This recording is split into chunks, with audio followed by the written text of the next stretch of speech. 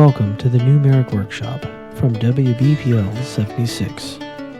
This program is brought to you by Lady Red Productions, the Bear Digs Corporation, and a generous grant from the Night Owl Foundation. Why are you here? Cat, will you stop chewing on me?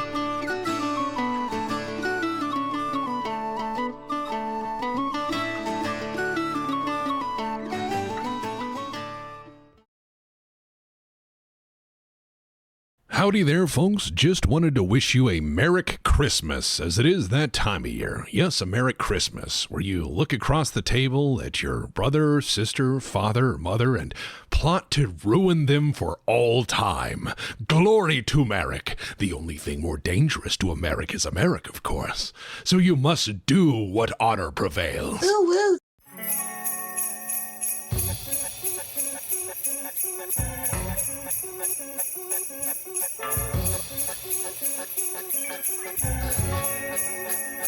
Why are you here?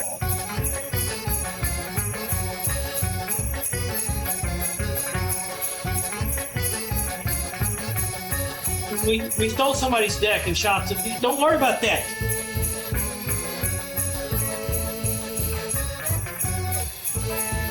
It's an iPhone.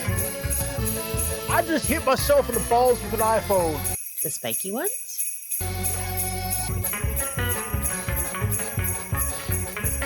I want uppies.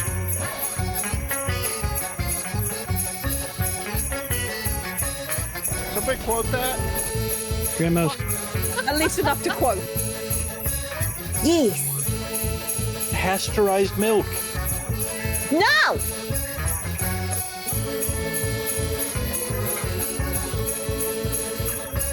How did you find a way to make it worse? Oh, sorry, my bad. I dialed up the wrong thing. No. This is gonna be perfectly normal. Not putting it in the song.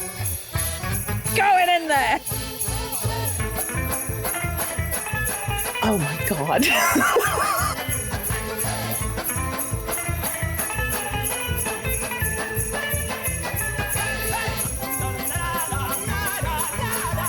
Stupid is the way you do things.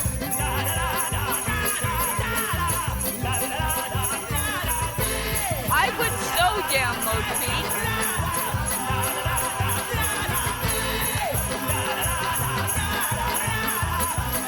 The Otaku Overlord.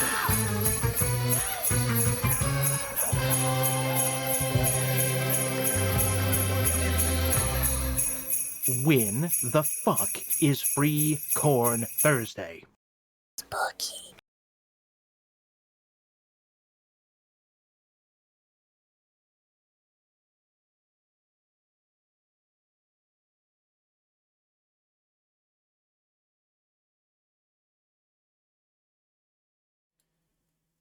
What, you just want me to...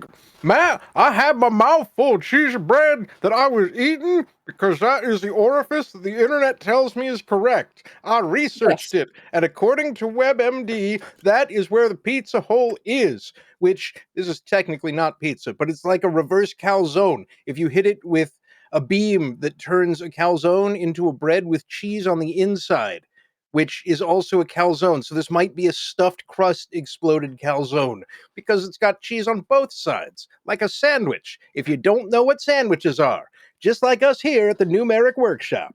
Hello and welcome. Squic. You are hearing this in Squic's voice. He put it in his pie hole. What, there's pie now? Sometimes. I will make another pie at Christmas, Squic. God, that pie was so fucking good. Christmas pie. It was like illegally tasty pie. Listen, there is a reason that I have foregone all birthday cakes in place of birthday pies. My Yes. father did the same thing. For Christmas, I will make 2 pie. So there will pie. be 1 pie One you for can each take mouth. home and 1 pie I can eat. Oh, dear.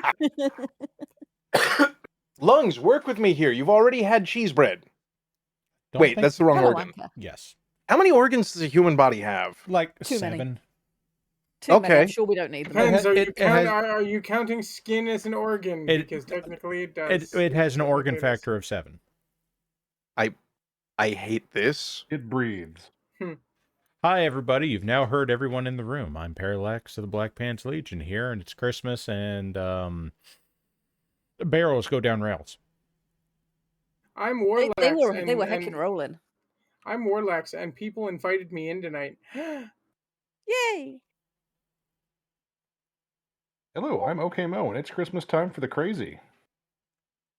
Squic is eating cheesy bread, but you've heard him already. No, I'm and, stalling. I'm stalling you're so everyone stalling. else can go. I see. Well, in that case, Lady Red, I'm here as well. I'm sorry. I apologize in advance. No reason to apologize. Oh, you don't know what I've done yet. Squic. You are hearing this in my voice, and I apologize for nothing. I'm Squic, and Which you're is actually hearing very this in rude, so I my apologize for a voice. lot of things. But This no. is my you do not voice. use Squic. I'm Squic. Okay. Does anyone have a grenade Hi, for everybody. reasons of whatever the fuck this is? I hate it. I'm Apocalypse Squic. No. Oh, that's. I agree with the I'm barking dog. And Yeah. I'm a smaller apocalypse squick puppet. I refuse. I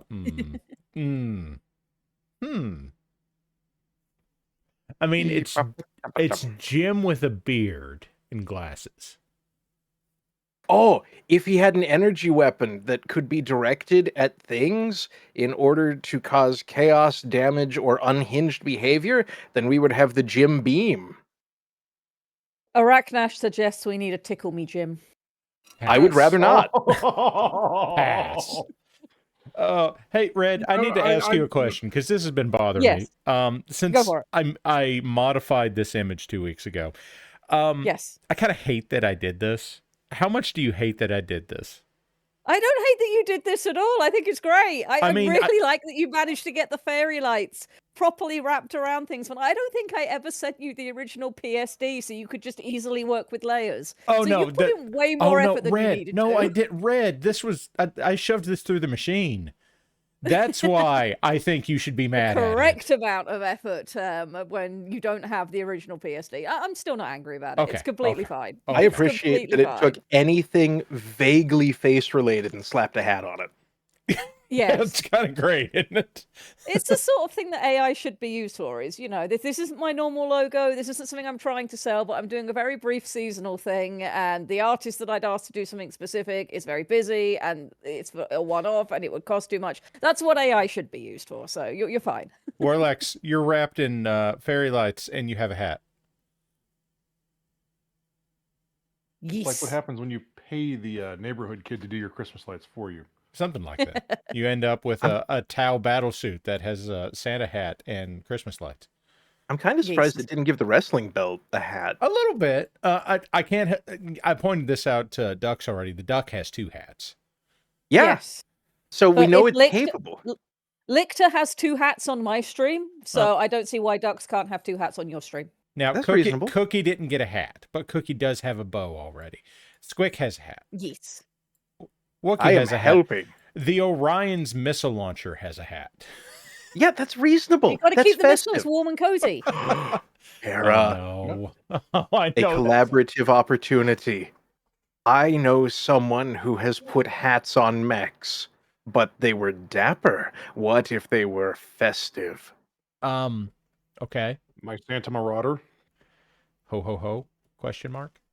If a marauder wore a hat, would it wear it like this or like this? With the first No. image, of course, referencing the cockpit, and the second just having a hat on the end of the gun. Yes.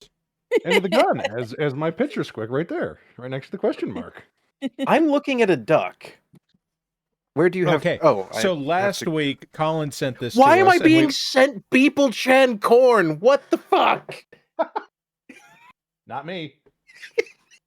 Sorry, And, go ahead. Guys, there's somewhere out there, there's like slowly building up this database of things that we can have WBPL 76 white label food products. So there's going to be like Beeple Chan corn, and there's going to be Apocalypse gin, and The Beeple's corn. I wouldn't know anything about Apocalypse Gin. Of I had course nothing not. to do with that. You've never even heard of it. That wasn't you. No, first I've heard of it. And of course, let's see, the WBPLW, the entirety of the concession stand there, like, The Yes, floor concession nachos. stand is Floor its own nachos. The most separate blood important drink. sport. And of course, Apocalypse Gym Slims. Yes. No. No, no, No. why no? Perfect for stirring your Forbid. cocktails this Christmas. I What- don't want to deal with Jim's meat pole. But you can hear the lowing of the cursed cattle as you consume their cursed flesh. Yeah, I've eaten at Burger King. Oh, holy meat. I will be entirely honest. I think that Burger King has one of the best breakfast burritos that you can buy for cheap and quick and go away. That's fair. Look, as long as they're not getting into the taco business, one burger joint doing weird ass half baked tacos is one too many. What burger joint do you have that does tacos? Jack in the Box. Yep. Oh God. Okay, no, that's true. sorry. Now, They will also sell you boba tea. What? No, they will. Questioning They look. will sell you something that they call boba tea. Hardee's around here used to do like I can't even remember what they called it. It was some nature of burritos. I never ordered a Hardee's burrito because that's just fucking weird. It was red. The Hardee's something burrito. Heartstopper burritos. Anyway, last week Colin sent this For, to for us. those and of you on the other side of the Mississippi River, Hardee's is Carl Jr.'s. Yeah. The Hardee's Heartstopper burrito. So Colin I sent don't this think to us burrito last goes there. week, and Yes. he sent a follow-up and he asked for some more feedback on it. So Okay. So here's I what don't think those goggles will actually protect their eyes. they do nothing. The goggles do nothing. The goggles And they do might- Album is nothing. kaput. Why Pip, has could you maybe not just sit on your daughter? Thank you. Spara has just posited Malort pudding pops. This is your problem now. Malort Tide Pods. Pass. Now that What? makes sense. Interesting. I appear to be getting an ad in the middle of my own stream. How did this happen? Oh, science. Excellent. Anyway, other words. You have been asked to provide feedback regarding Yes. the duck. So the duck. Quack. The duck. Actually, very quick, I need to do this right now. Do it. Okay. I did it. Parallax has subscribed with Prime. That's where it is. Hooray. They've hooray. subscribed There for it is. 42 months. What Hey, a thanks, thing. Parallax. Appreciate it. 42 months of bad decisions. I mean, we're not sure why you're here, but we appreciate it. Yeah, I'm really quite something, aren't I? Anyway, Yeah. So more paint. I agree with more paint. I might throw in, I don't know if this is being primed or not. Also, given the scale, I'm assuming this is FDM. This is FDM. For things like the hard hat, where you want it to look smooth and plasticky because it's based on something smooth and plasticky, a thin layer of like two-part epoxy.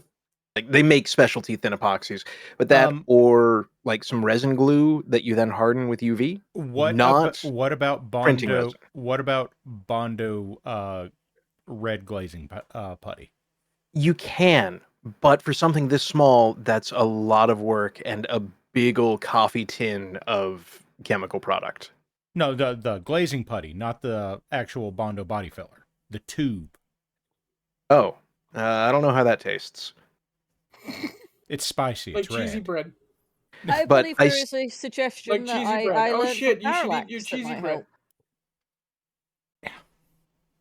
This Parallax guy taught a clever trick that might help in future for other similar things. Because one of the things that, you can sort of see from here is that yellow is, in fact, the worst color to work with. Yellow is the fucking devil.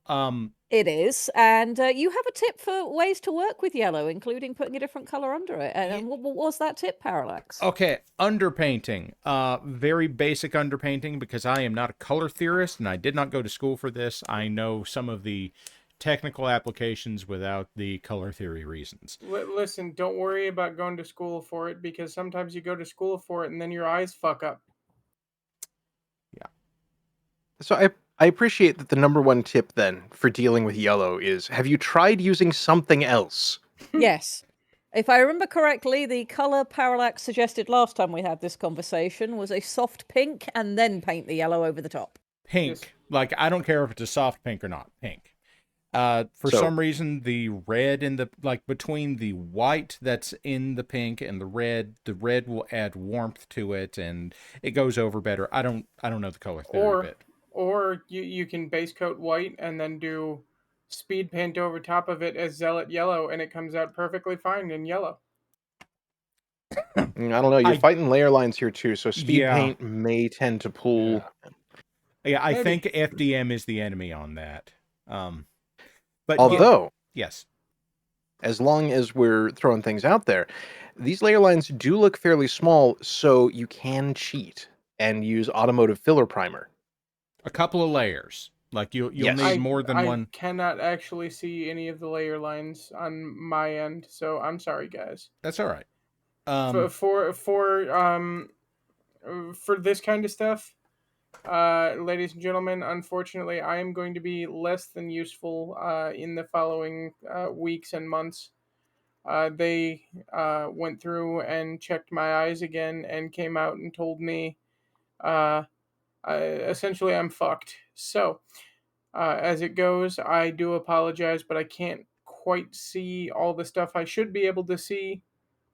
I'm doing my absolute best. You are doing perfectly fine.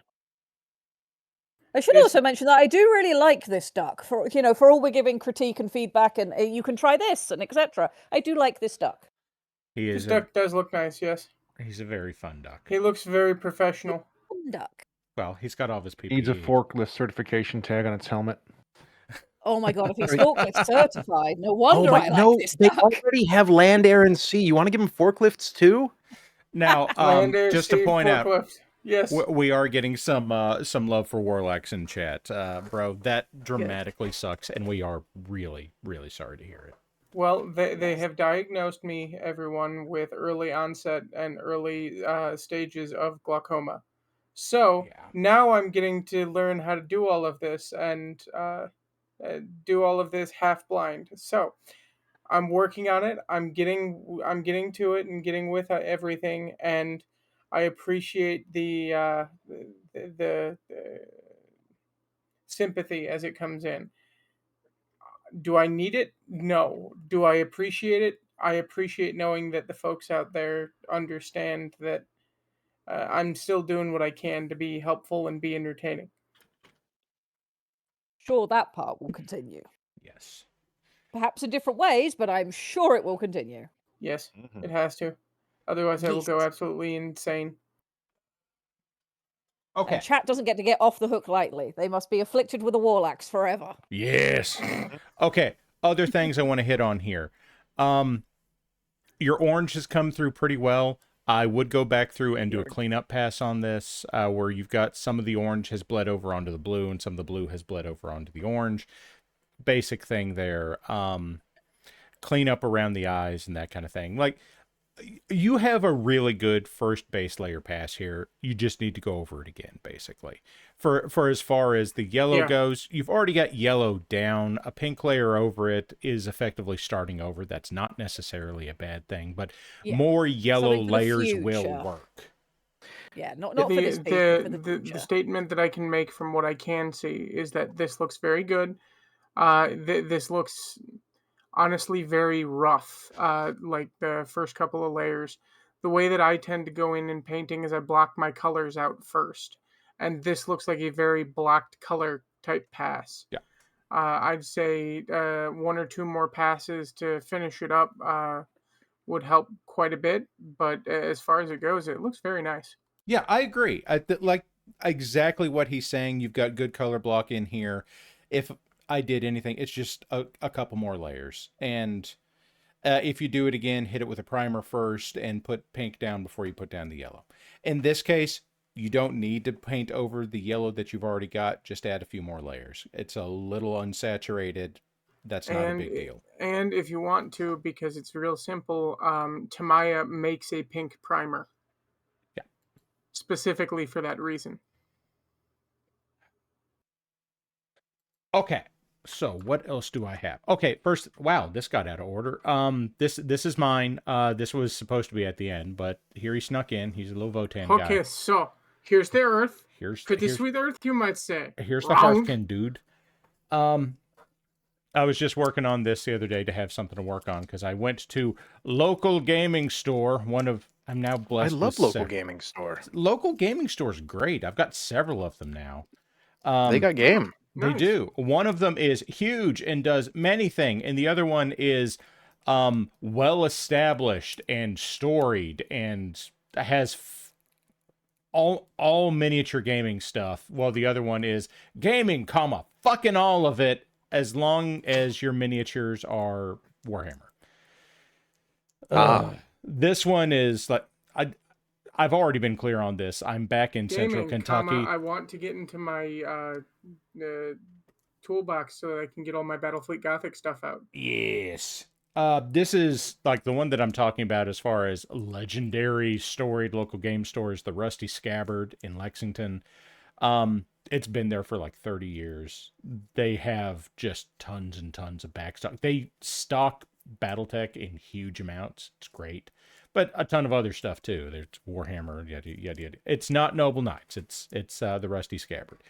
But at the other one that's actually in the mall in Lexington, for some reason there's a gaming store in the mall. It's like we have used games, and then we also have like all the Pokemon memorabilia you can stand, and also Warhammer and various brands of paints. And by the way, we have boxes full of loose minis, and we'll sell them to you at rate, written on the bottom of the mini.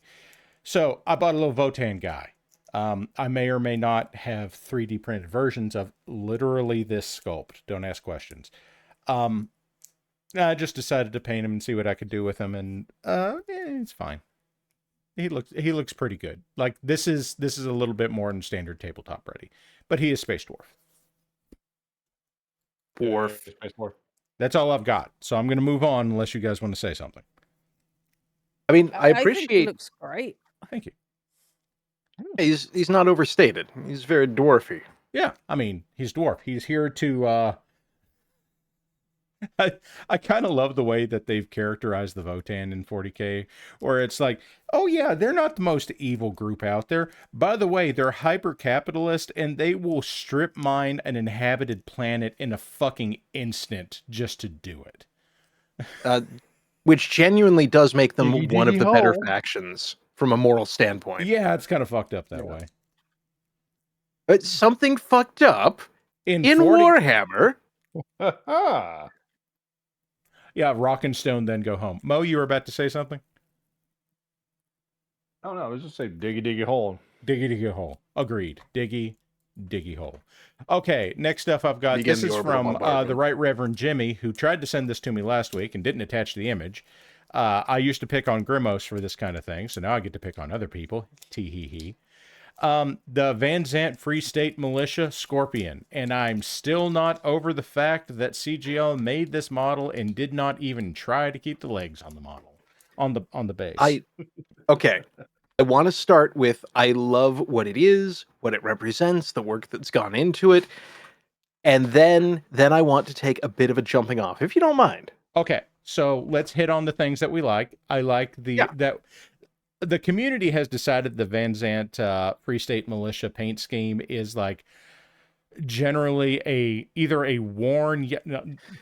Jimmy's not the only one to do this. I've seen several of you do this. It's like a worn yellow where you've got either like stripped paint with exposed metal here, or it's like gray and yellow camouflage with the brown spots, etc., etc.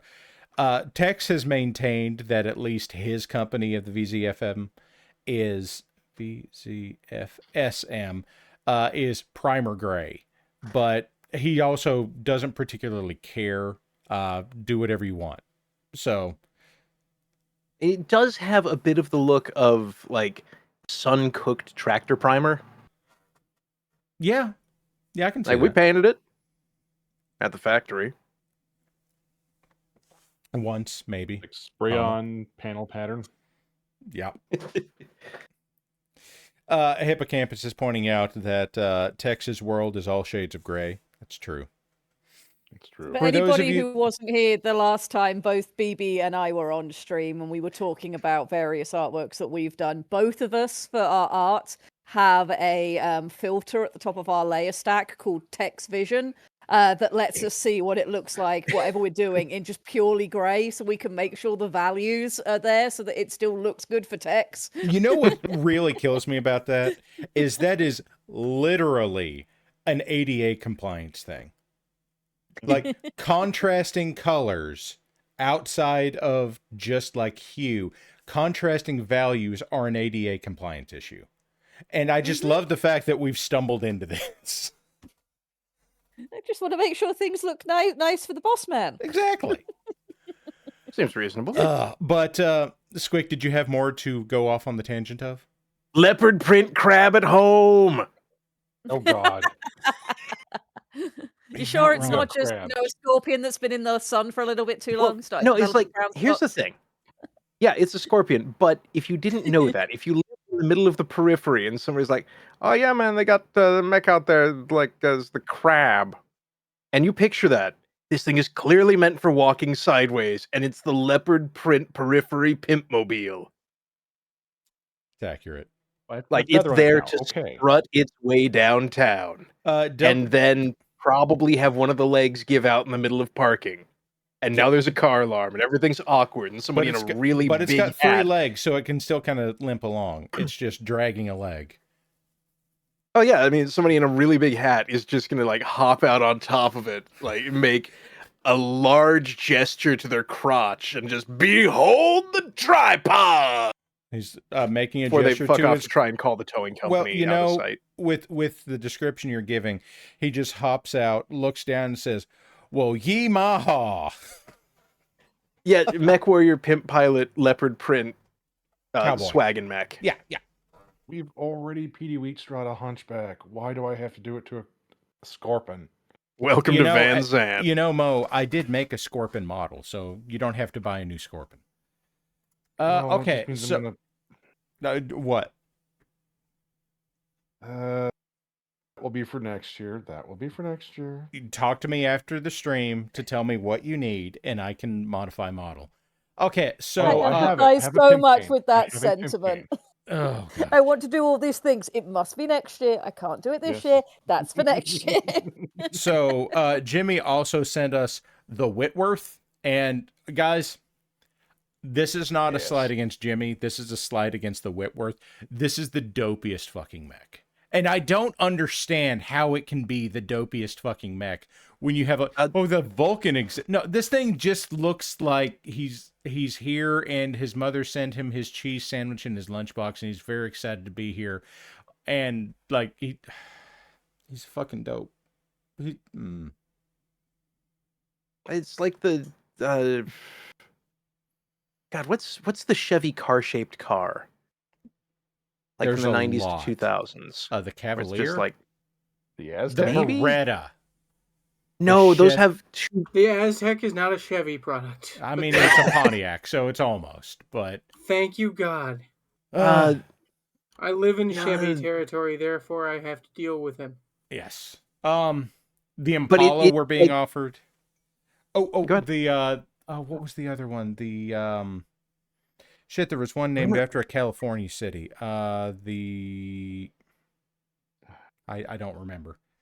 Maybe I'm thinking of the wrong car company. The one that's kind of like the car is just vaguely Chevy Malibu.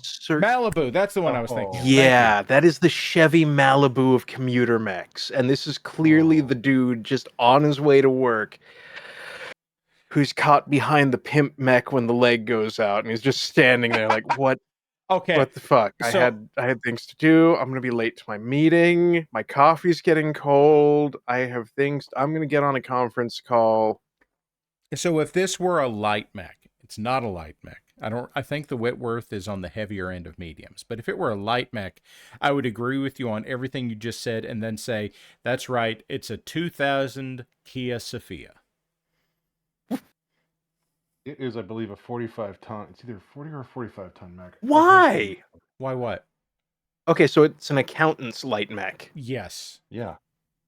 It's a 646 with 2 LRM-10s. Insurance company approved light mech. Yes. Oof. Okay. He also then sent us. I said the Vulcan just now. He also sent us a Vulcan. And while the Vulcan does look like a penis on legs with arms, with another penis, with a secondary penis, it's the Dos Schwangos. It at least has some character to it where you can identify that is definitely a Vulcan. You can tell by the Dos Dicos. And then the other one is you can tell because it's the biggest dick on the battlefield. You can certainly take it out and swing it at somebody, yes. Yeah. I feel like the biggest dick on the battlefield is probably the Stalker, but that's because it's very girthy. And when you hit it hard enough, it blows. Howzakar is very happy to hear me use the word girthy. He thinks it's funny. But so yes. now that we've ripped on like the mechs, I do want to go back They and are say well nice painted, things about yes. these specific designs and things put together. So I like how the raw metal on the Scorpion have been done compared to the rest. That was very cool. Yes. It's understated, good gunmetal. Like everything about it is understated in a very deliberate manner. Yes. Good choice of places to put it as well. It made logical sense. Yes. Compared to Jabba the Hot Dog Schwangler here. I actually think this is the paint job on this is good. I quite like it, but the mood is entirely different. Like if you look at the core of it, then it's the little dude from Aliens. It's the dude from the stand-up of it. Yeah, you mean the alien? Yeah, that's the one. Thank you. Okay. Thank you. Xenomorph the mech, everyone. Hello, my baby. Hello, my honey. Hello, my ragtime. Yeah. That's everybody. We have hit peak Spaceballs tonight. Good job. Yeah, that's where I was trying to go. It's the Spaceballs alien. But I love all of the greenery that's gone onto the base there. That's nice. Yes. If you refuse me, then you will lose me, and you will be alone. Telephone and tell me I'm your own. Yes. Okay. Hey, look. Here's another view of the fucking Whitworth. We have urban mech at home. I mean, I can't even say that. No. It's just this is Daddy. I want to be an archer when I grow up. With an urban mech inspired cockpit and the ability to carry several tons of ammunition for other mechs, we give you the Whitworth. The Whitworth is the mech that hangs out with the heavy mechs and like bothers the fucking catapult and the archer and says, "Mom said you had to take me with you." The insurance company's first choice for light mechs. With its hips sat that way, I will be very upset if when it walks, it doesn't look like a toddler with a full diaper trying to cross a room. No. It automatically pays baby elephant walk when you start running. As I have been saying now for years, because in much the same way that Squic's lexicon has been entirely poisoned by his AI training parameters, some years ago, I heard Tex refer to something, and I don't remember what it was, as something looking like the barbarian from Diablo 2 is running, but he ran out of stamina. Oof. Like oddly specific and yet very evocative. Like the barbarian in Diablo 2, when he runs and he's out of stamina, looks like he has filled his britches. Runmana. That is the Whitworth. Do you like the road stripe effect though? Yes, very, that's very very good. I mean, the paint, all of the paint is fine. Yes. Yeah, I do want to go ahead and hit that. Jimmy, this is good. You have done good job. I might pick an accent color for this one because it's very gray.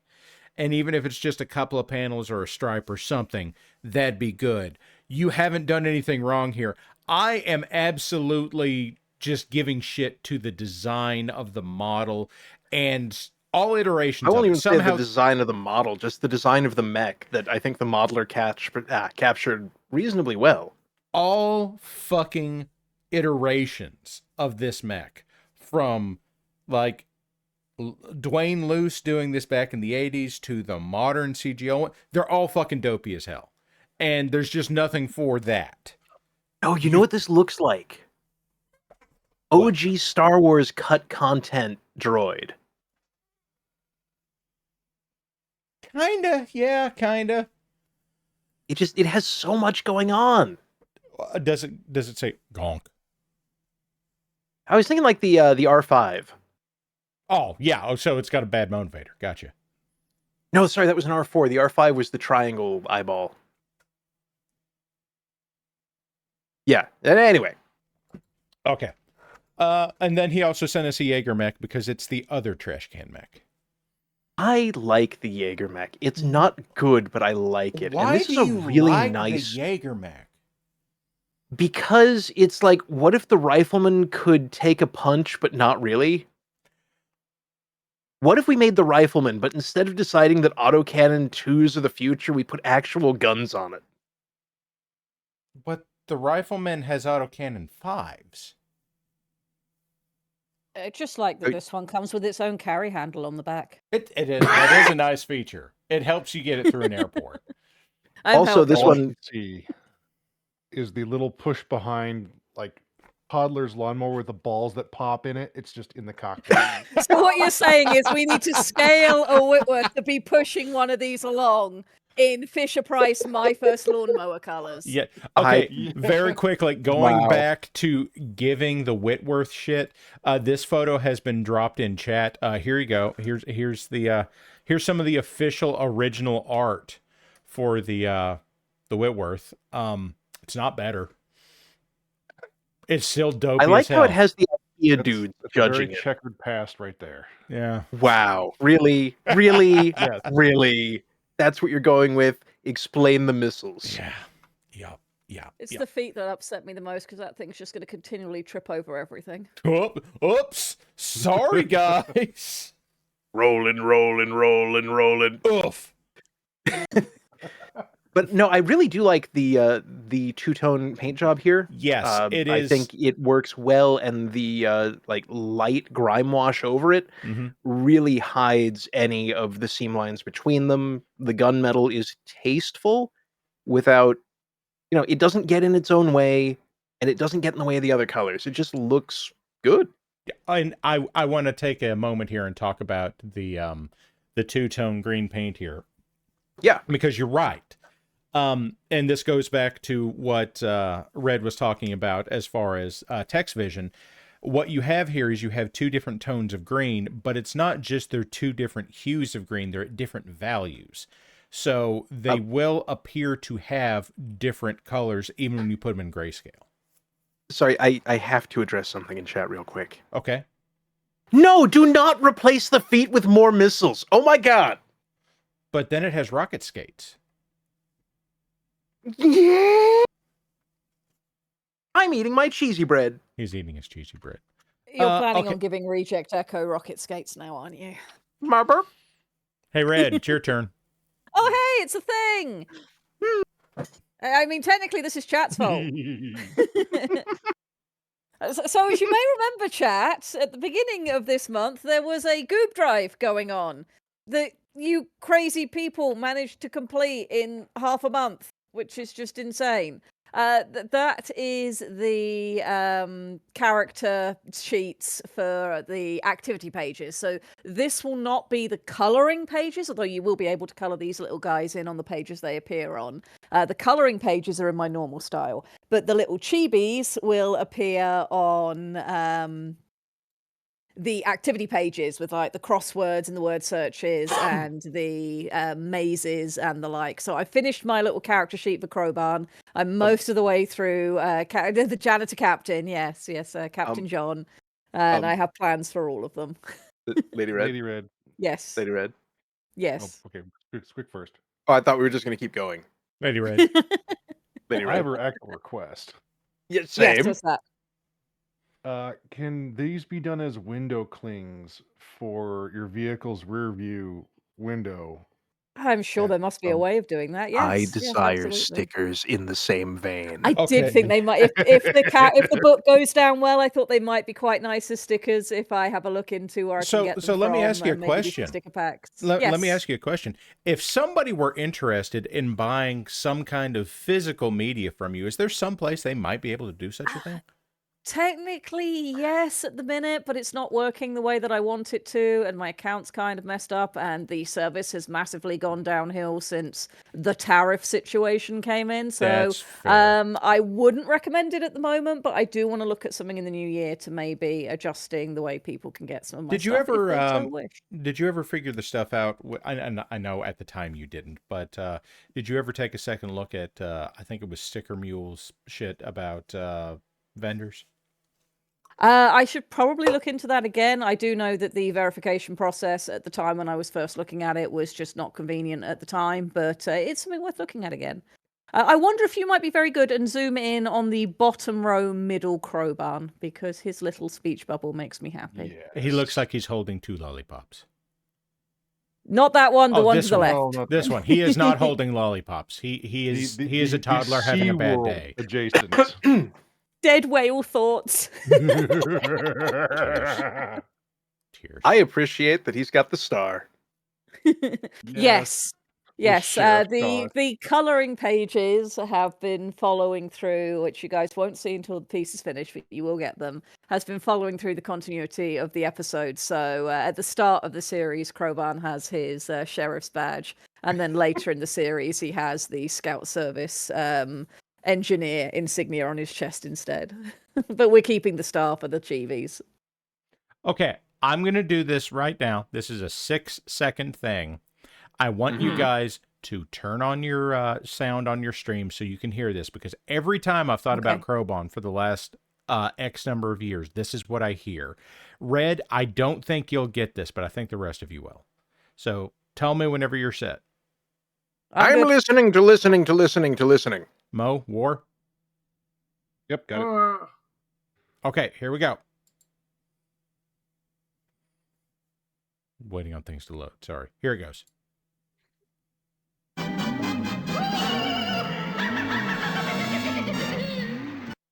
That every fucking time. That's what I hear. Correct. Very appropriate. Zyme is saying it's Skeletor. That's not Skeletor. That's the spooky space kook from Scooby-Doo. Scooby-Doo, yes. Yeah. The glowing skeleton in the spacesuit, which was, you know, what I was told to envision this and then, you know, crowbar it. So I did. Yes. What is the Scooby-Doo cultural penetration in the UK? Like, is that a thing? Oh, it's exactly the same. Oh, absolutely. Okay. I remember when I was a young redling. Redling. That's the word, guys. Redling is the word. Yes, I had a television in my room, and once I was old enough, I had cable attached to it, and so I had Cartoon Network just pumped into my room while I was doing my homework. And her Hannah, word. Yes, Redling. That's her word. Yes. He's right. Yes, and Scooby-Doo and all, you know, Hanna-Barbera, all the classic stuff was just constantly available if you wanted to watch it. So Scooby-Doo is as much a part of growing up as a British child as it is an American child. Yeah, she was deep into the Thundar the Barbarian lore. That's a deep cut. No, it's not as deep as I can go. You want to talk about the Herculoids? I would prefer not to discuss Gleep and Gloop and the rhinoceros with too many legs and the face cannon. Thank you. Thunder cats. That wasn't Hanna-Barbera. No, but it was very good, and I have the Blind Guy the original Airplane. series on DVD. What about Anyway. Space Ghost? Yes. Coast to coast. You see, I wasn't even talking about I that want one. to know. I want to know about the Curiosity model. So Yeah, my, tell us okay, about the the Curiosity self-driving car, model. Flappy Boy. My sister Your is sister. in the Space Force. Okay. My sister is in the Space Force over in California. Okay. And her unit decided that they were going to go ahead and make a new badge. Oh And when God, they I did hope so, they're the Space Ghosts. They have the Space Ghost for the Space Ghost hidden in the back of the badge. Amazing. Excellent. Oh, okay. UNC sent us the Curiosity rover. I bought my wife this set last year at some point. It's cool. It has the fucking suspension system. Like it's. Samurai saying it's Perseverance. He's right. Because it has the whirly bird. It has the whirly bird. Yes, it does.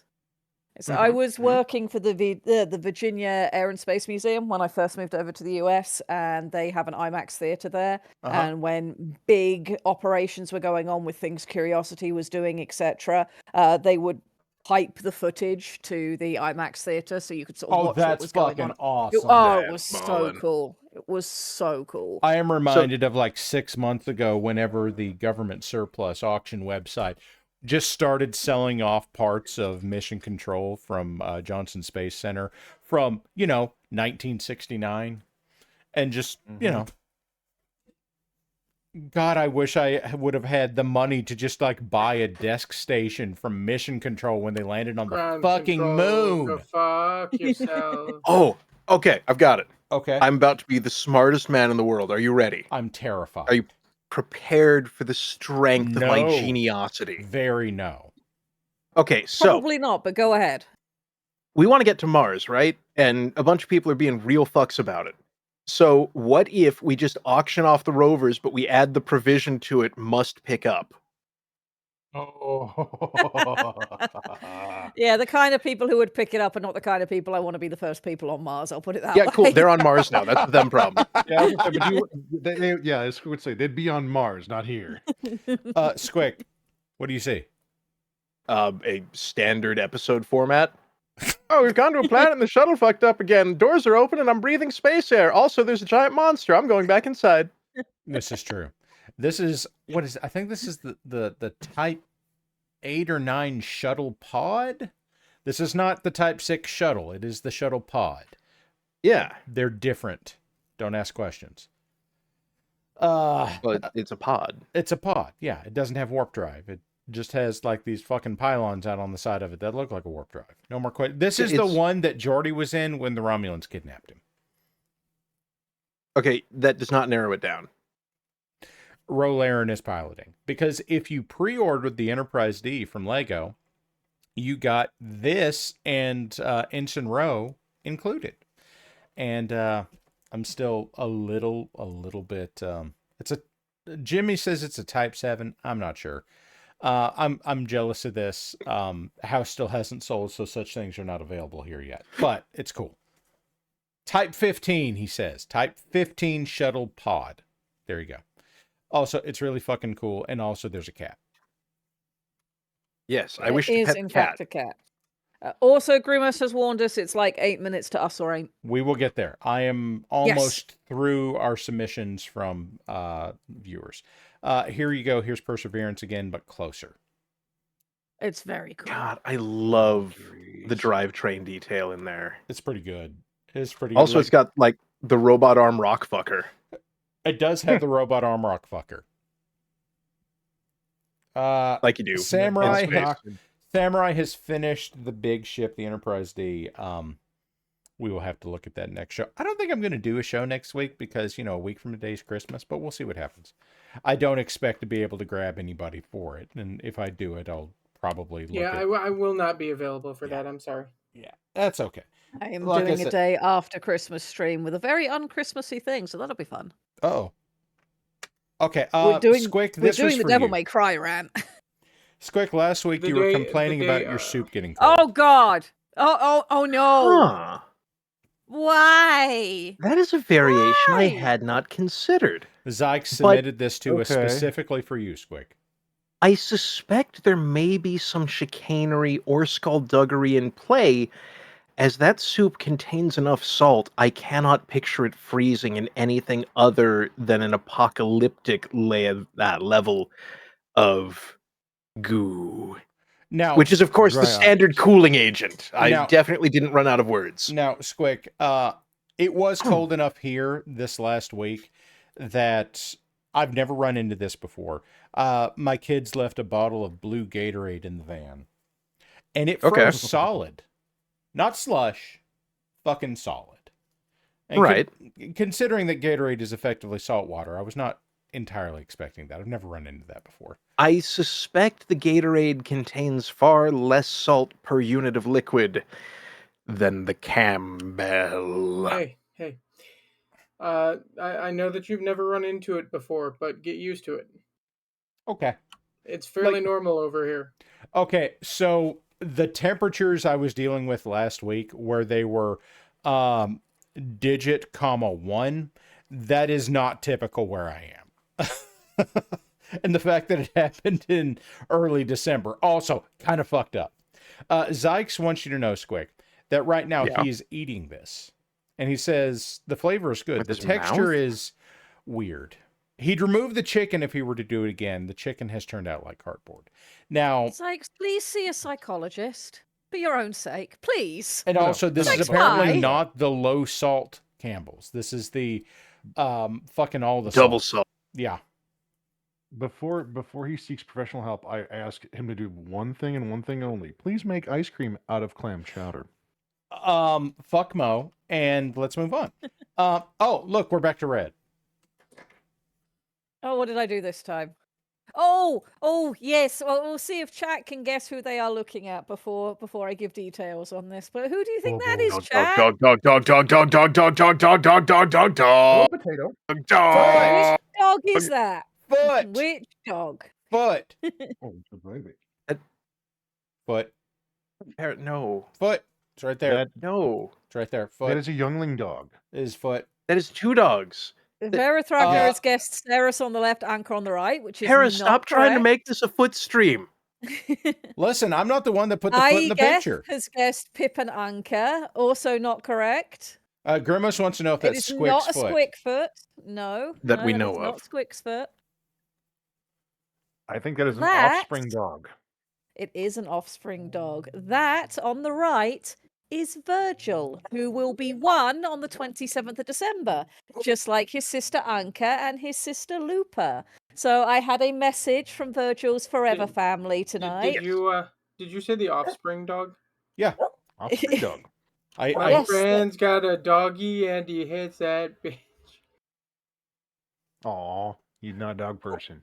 I hear and some you wolf. can now hear Pip and Anka shouting at each other in the background. It's Wolf. your son, doofus. That's your son. He got big. And he has your Illegal. head colours, but his It's mother's true. bone structure. And he is gorgeous.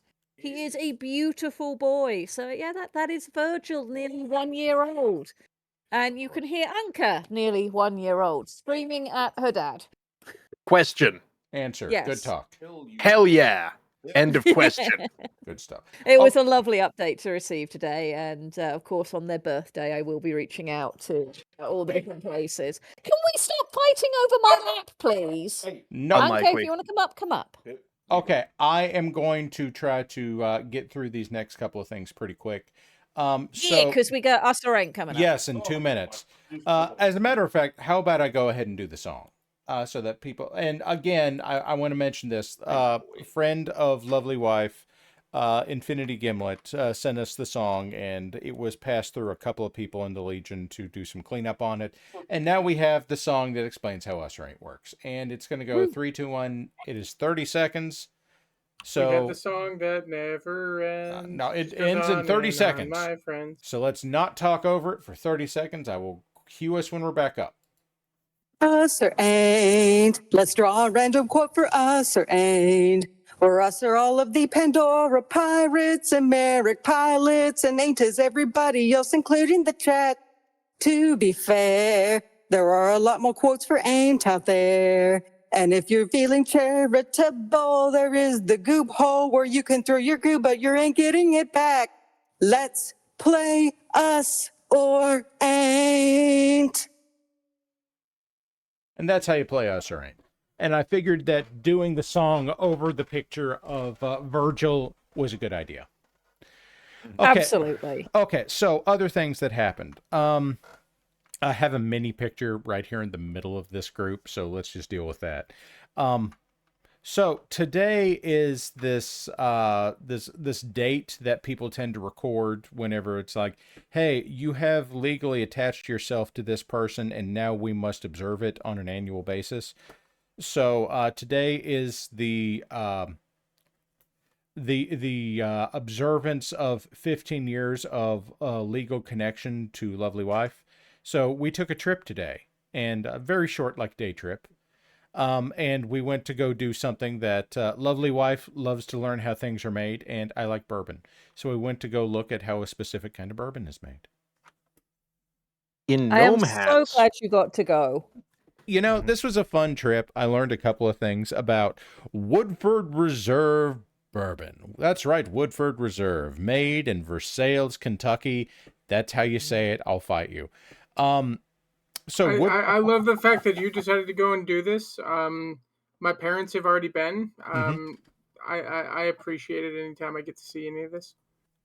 Yeah. So here's the thing about Woodford that I have learned. One, the brand, I guess I kind of knew that Woodford was not an old brand. And yes, Samurai, it's on the list. Going out to Loretto to see the Maker's Mark Distillery is on the list. But there's a reason the Woodford Reserve Distillery is particularly interesting, and I will get into that. Archon Eriker, shut up. So Woodford is only about 30 years old. Actually, 29 this year. They'll be 30 next year. The building and site in which they are based is from the late 30s. Actually, parts of it are from the late 30s. Parts of it are from like the 1860s. Which Red will tell you that is not old, because in America, 100 years is a long time, and in Europe, 100 miles is a long distance. Correct. Yes. These are factual statements. Yes. So this building, maybe it's like the 1840s that the buildings were originally constructed. I'm not sure.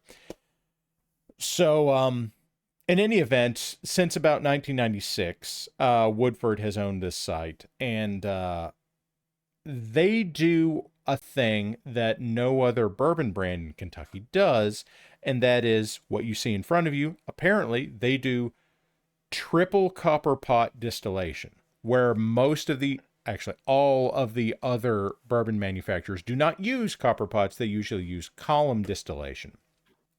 This is dramatically less efficient, but does create a specific flavor profile that's supposed to pull all of the contaminants out of it, and et cetera, et cetera.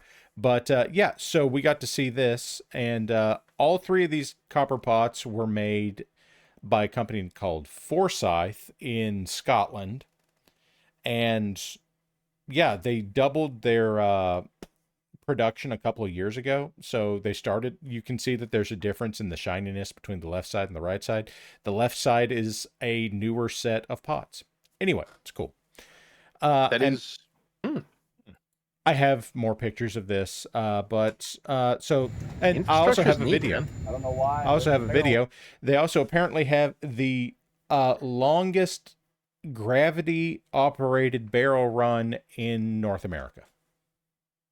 So you have a solid minute and 12 seconds here of watching barrels roll down from the distillery building to one of the barrel aging buildings. There you go. But how do I ride them? You don't. Calling you your heart out. Yeah, actually, the tour guide, who is the long-haired dude that's on camera right there, pointed out that he can't watch this without just thinking about Donkey Kong every time. So, at the same time, he advised people not to try to jump over these. The barrels are 550 pounds each when loaded. So don't do that. You will not win that argument. I also see chat is having conversations about how things are pronounced after you told us about not Versailles. Yes, not Versailles. Would you like a fun one from England with the ridiculous way that British peerage and old names work? Yes. Pip would not, but I'm going to tell you guys anyway. So, as you know, you sometimes get these old and established families in the UK, and sometimes you'll get sort of merging of families, and maybe a French connection comes in at some place. Well, long story short, you end up with the Tolmash, Tolmake, Tolmashes, if I've got it the right way round. And the thing with the Tolmash, Tolmake, Tolmashes is Tolmash, Tolmake, Tolmash, all three names are spelt the same. Fucking But vowel they're pronounced shift. differently. Fucking French language and the fucking vowel shift. Yes, and Like, it's oh, where, the two families with the same root name, separate ways, back together, and you get a ridiculous conjoined surname that is just a nightmare on paperwork. For the Like record, that is here you forbidden. go. Here's the inside of the barrel aging building that those things were rolling into. And My goodness. Please tell I heard me. wicked laughter. Yeah, that would be Aiden with Pip. What am I supposed one to was please laughing? tell you? Oh, tell me that those things work like one of the refrigerator can holders, where you just take out the one at the bottom and then you set into motion a series of events. I kind of have to imagine they do a little bit, but I don't know. Let's see. Bourbon Rube Goldberg machine. Bourbon is a Rube Goldberg machine. It starts with, and we put the fancy water into the gnomish bong machine, and it ends, well, it doesn't even end. It goes to the middle bit with, and then the mechanical Rollatron puts the barrel onto the rails between the buildings as it crosses the street. For the record, and then they sit in here for at least 6 years. Nice. Yes. So you're telling me Also, the building smells amazing. that a product within that general region Mm-hmm. is based entirely upon its ability to wait in line. Yes. It's Interesting. It's very British that way. Oh, here do comes the appear to be quote. Here comes the queuing very quote. Okay, politely. okay. Oh. So, let's see. What do we have here? Some say his skin has the texture of a dolphin's, and that wherever you are in the world, if you turn your radio to 88.4, you can hear his thoughts. All we know is he's called the Squic. That's Fezbear. I use the radio brain thing for reverse telepathy. Squic, Rimworld 7/25/2023. Guys, it's an us! That doesn't happen real often. And I forgot to Right, vote because I'm so used to not being able to vote in things. Same. Oh well. Same. Oh, I well, recently I have enough got to 5 make million somebody. goob. It's fine. I have enough to make someone bother an animal 3 times. Excellent. I Okay. will bother the animal that has just jumped up for free for you, Squick. Excellent, thank you. That is mighty Pats, generous. Redeem 312,000 goob. Go to Brennan Wolf and 12 others. Okay, so this is the picture that we have here from the top of the hill over the If you distillery. wait, Oh Para. God. I'd like to clarify for that, please. It is hear me out. about an us. It is not an us. No, he was in the quote.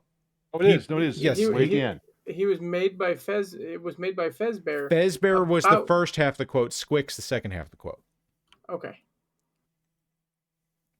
Anyway, here's the top of the hill looking down on the old distillery, which is very nice, and I like it. It Quick, is you were very about to say pretty. something. Yeah, if we gave one of the dogs a camera, then they could take pictures. We do have pictures. You have strapped a camera to Pip before. That's Heaviest not of untrue. fucking size.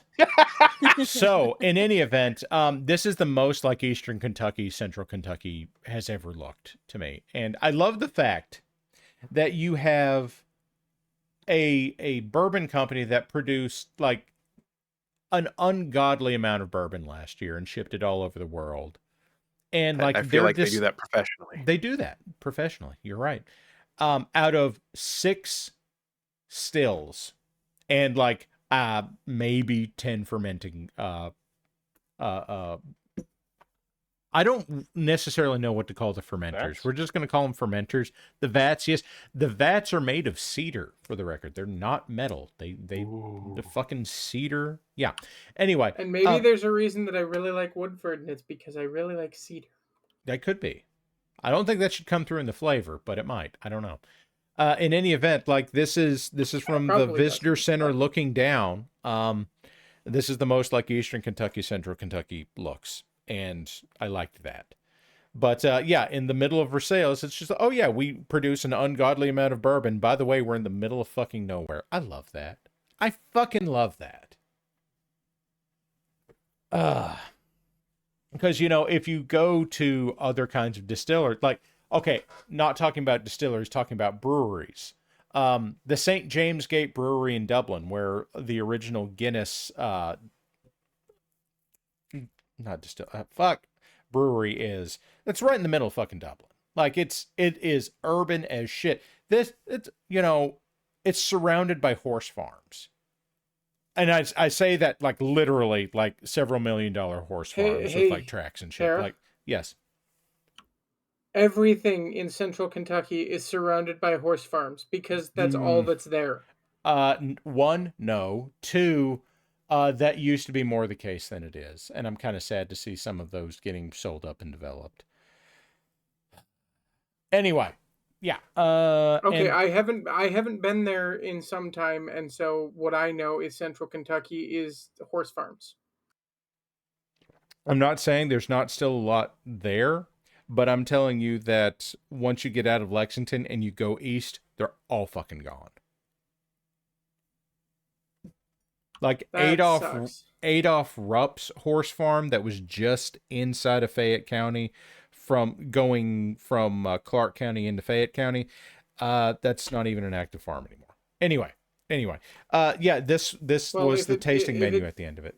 If it tells you anything, I would leave Kentucky or I would leave Lexington headed east and going to Moorhead. Yeah, that's I'm on that route.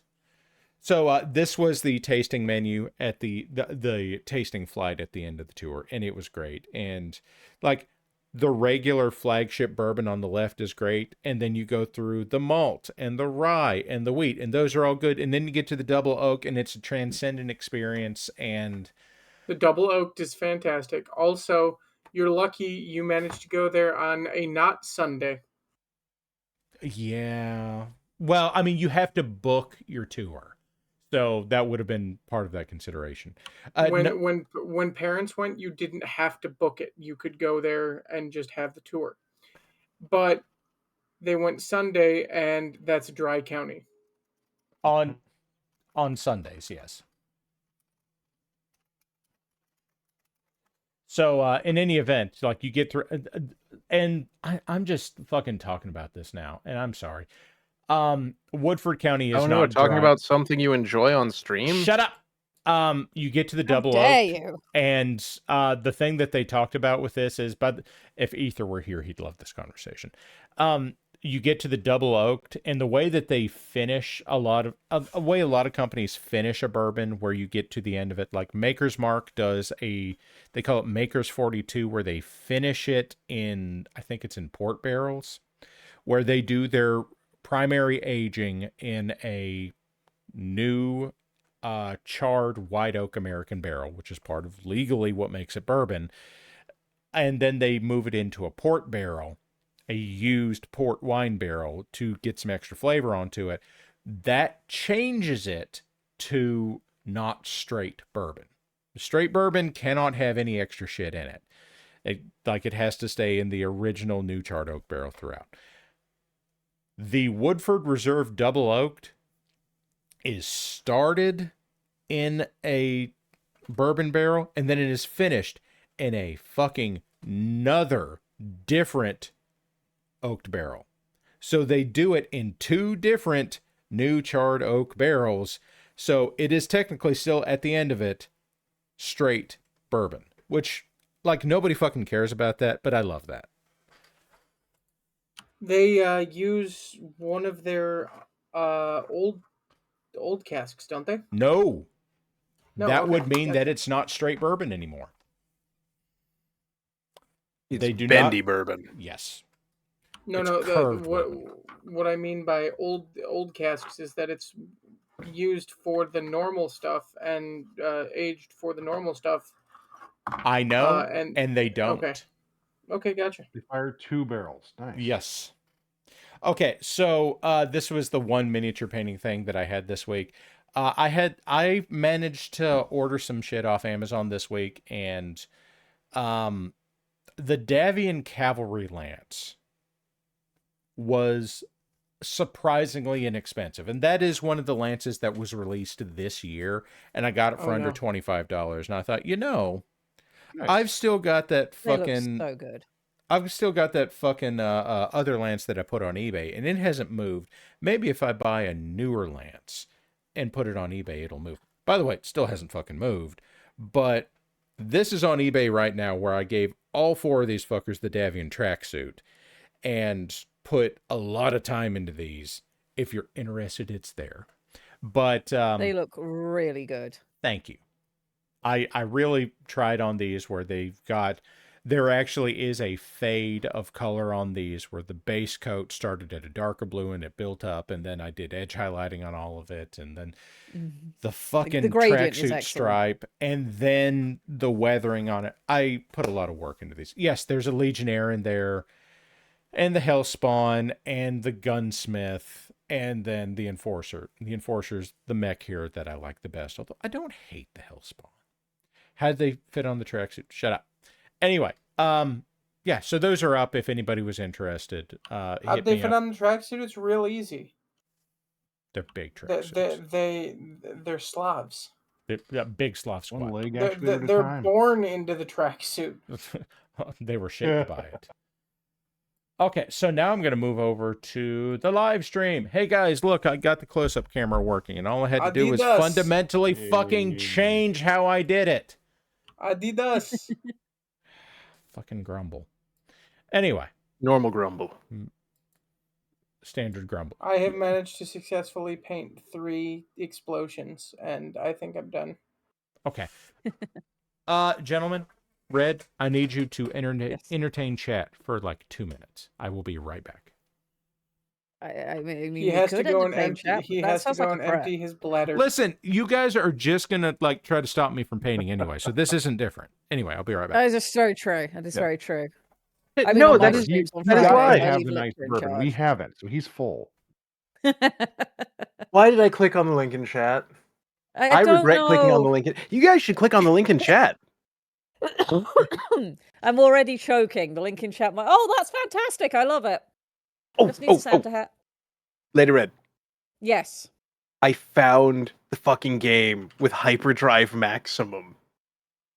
You found no. fucking game. No, that's a different game. I found the one with Hyperdrive Maximum. Oh no. I'm scared. Yes. Oh, imagine the best name possible, and you're pretty much there. Apparently, go ahead. They come from Space Warlord Organ Trading Simulator. Okay, that's pretty amazing. That's pretty amazing, and I kind of want to play that now. I'm sorry. The only thing I can think of right now is Space King. Space King. Space King does seem to be... I'm glad you guys enjoy that. Viralizing it. I haven't actually watched Space King. I probably should, so I at least know what the fuss is about, and then I can make an opinion. It's well done. It's generally well written. People care. It is a parody of 40K that is well written and well put together, and at the same time, it amuses me greatly. See, if I need 40K nonsense, we have Lictor's game where we're playing Rogue Trader, and that game is just wonderful because it's so dumb. In the best way. Please, for the love of God, let me join. I know we have recordings. I don't know if... Nothing weird happened. It's a fun time, and Squic's playing a tech priest, and that can't possibly go wrong, right? Nothing. Well, oh my God, yes. Squic. I'm not though. The toaster. I have none of those skills. I mean, you're a tech priest that does no techie things. It's wonderful. I steal things and I yell at people. Parallax, I think I sent you the photo of the 3 explosions that are painted. Actually, I don't think I chat stole is saying anything. they lost audio. I popped out for just an instant and popped right back I was just going to ask if it was all back for them, but apparently it is. So that's fine. Nice. Yeah, nothing weird happened. No bad Space things. King. Space King. No. The Space Pope. Anyway, let's very quickly move the thing back over to the other thing so that Warlox has Do the thing painted with the thing and the thing? explosions. Ooh, I have. explosions. Yes, so there are explosion markers that are used in Battlefleet Gothic. Man, those look tasty. And instead of the markers, my boss printed up a set of explosions. And so I have explosions that I'm currently trying to paint. I had cause to be drawing mines in space and one of them exploding today, so I'm very about this. This is excellent. Now, I do want to say here, and this is not a slide against anything here, these look like they would absolutely fuck something up in Mario Kart. No, they look like they would be a delicious breakfast pastry. It's a cluster shell. Cluster, yes. They're multifunctional. I look at by the this way, and I'm going, there's too much gray on it. God damn it. By the way, chat, Ladybug update. It's on the curtain. Now, Stink Bug update, it's right fucking here. Here you go. No. Here you go. Can I actually get him on camera here? Stink Bug update. There we go. Stink Bug. Say hi, Stink Bug. We're not going to squish him. We're just going to move that. Hello, back creature. out. There you go. Stink Bug update. Oh, that's a stink bug. That's an important update. Oh, I have made many mistakes. That might explain how I've lost a couple pairs of shoes. Okay. Could be. Could Also, be. how you're in the Legion, you know, it's a relatively normal thing. True. Stink bugs. Anyway, I've got shit here to paint. I don't know what I'm going to work on, but I'm going to pick something at random. Okay, so here's Panzerhund. Do something in Jade Falcon colors. Why do you hate me? Panzerhund. I don't have a Panzerhund painted. Because I'm printed. suffering through it right now. I was really tickled with the GIF I managed to get for that. So it is green. I just keep bringing that back to you because eventually I'll get a Panzerhund. Okay. So I got a couple of options here. I'll tell you what. Let's do this one because I actually did finally get Mad Duck's favorite mech into position that I'm happy with as far as scaling and remodeling it and all that thing, because I rebuilt my Albatross and Mad Ducks loves the Albatross. It's his favorite mech. I'm not so sure. That's fine. But close up cam lets me do this. I think that he might love the Archer just a bit more. Oh, but he fucking I really hope he's in chat right now. He fucking loves the Albatross. He fucking loves the Albatross. Zykes, I don't have an infestation. I just have like a fucking couple of them. An infestation of albatross. That's a sentence. Stink bugs. Oh, okay. Okay, so An infestation of albatross would certainly be an interesting time. it really would. Like, what if you had 12-foot wide bird in the house? Much poop, many not fun. Stinky. Hold on, Emu Wars. That's how that happens. Okay. Only worse because albatross can actually fly. Red, Only pick a color. worse because I can actually shoot, unlike Australians. Red, pick a color. Did you say pick a color? Pick a why, color. Why ask me? Red. I pick red. Red best Fine. color. Fine, red. Mo, pick a color. Doing red, orange. Oh, fuck you.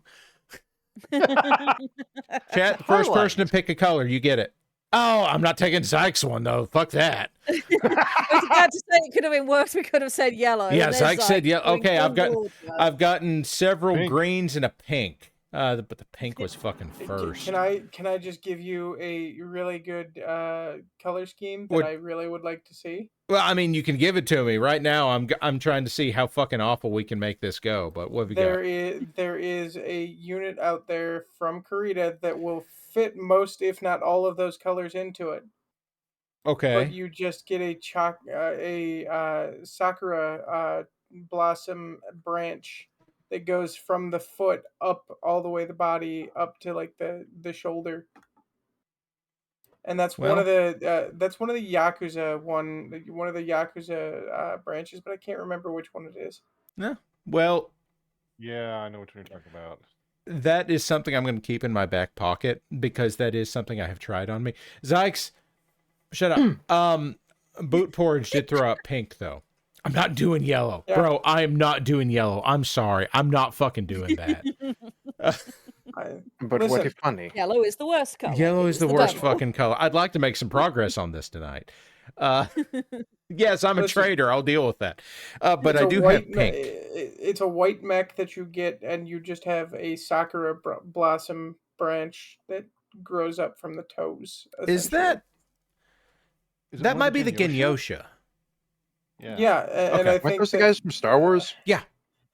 But aren't the Genyosha actual Yakuza? No, they're not Yakuza. They are a special tactics unit that was built Okay. for, like, flexible strategies. Gotcha. They came out of trying to kill Jamie Wolf. Because, you know, fucking Kirita, right? All I know is that that one is a very pretty looking scheme, and it also is one that my boss has managed to do on exactly one Warhammer. I've done something like it before, but it's been a while. Let's see. I need... Okay, we'll start here. He managed to do it on exactly one Warhammer. The Sakura Blossom went up the right hand leg Mm-hmm. and ended up swirled around the PPC of the left hand PPC. He has a hand leg. There's a Is leg that hand. good? I don't know. But yes, like I have done something like that before, and I intend on doing it again. So I will keep that in my back pocket because I don't hate this idea. Okay.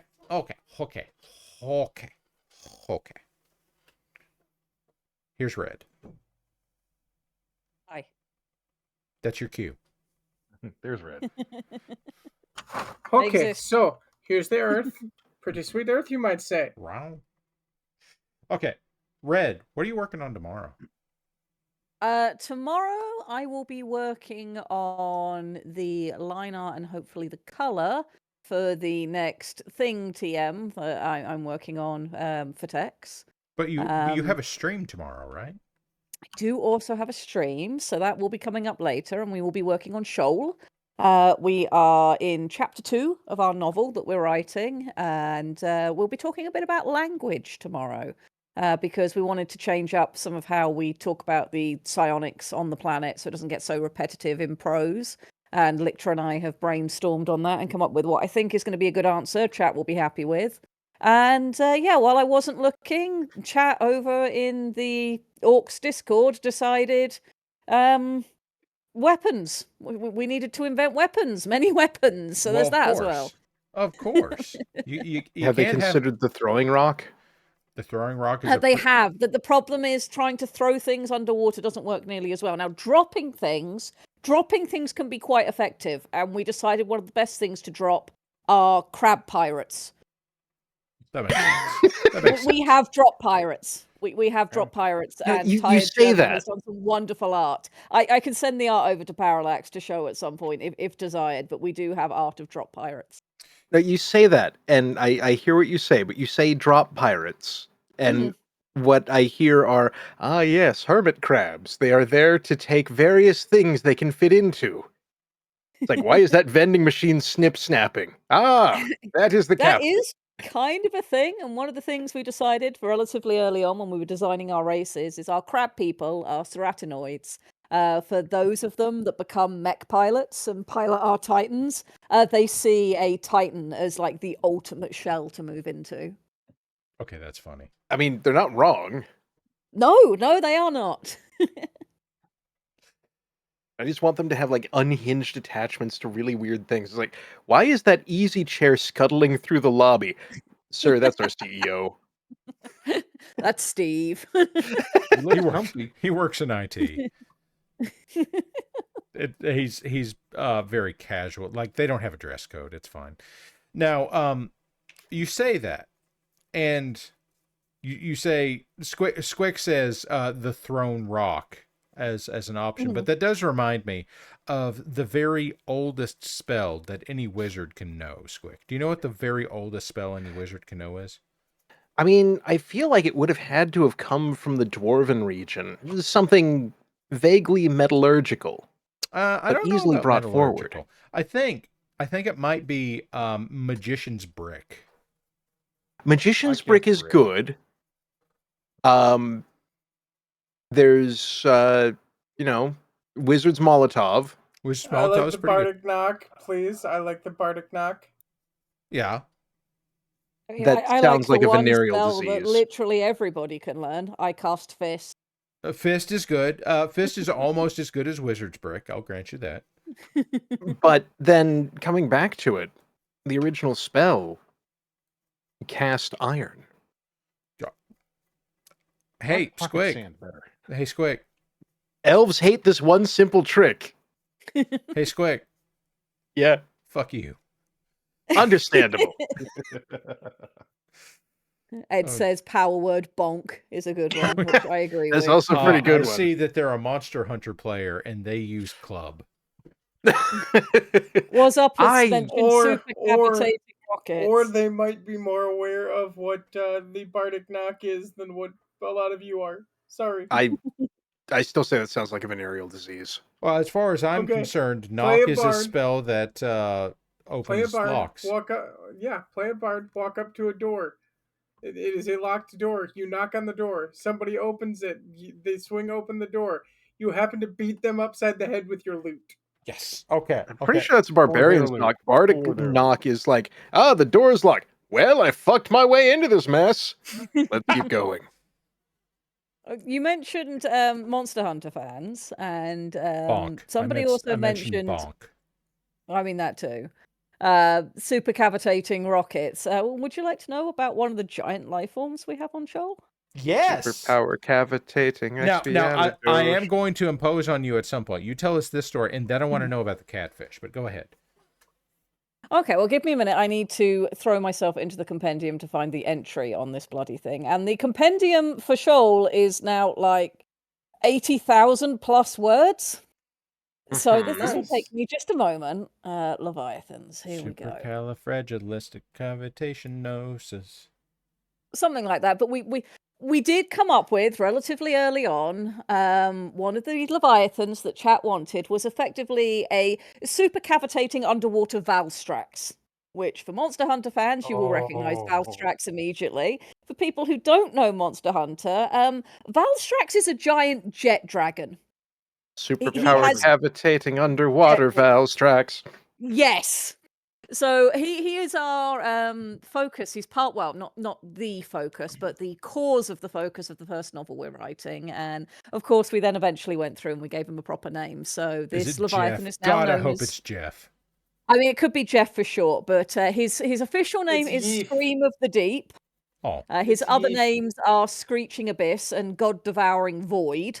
And he travels by cavitation in the abyssal depths, superheats the water around him to provide propulsion. He's not a natural Leviathan. He is a biologically engineered accidental weapon. And he's a problem. Yes. Every part of that just describes a house cat. Yes, but house cats don't like getting wet. I don't think house cats tend to mad all the time. To move by superheating the medium around them. They would if they could. Yeah, they definitely would. Oh, yeah, that's Scream of the Deep. We have a super cavitating underwater Valstrax. If you say it awfully fast, it might sound quite atrocious.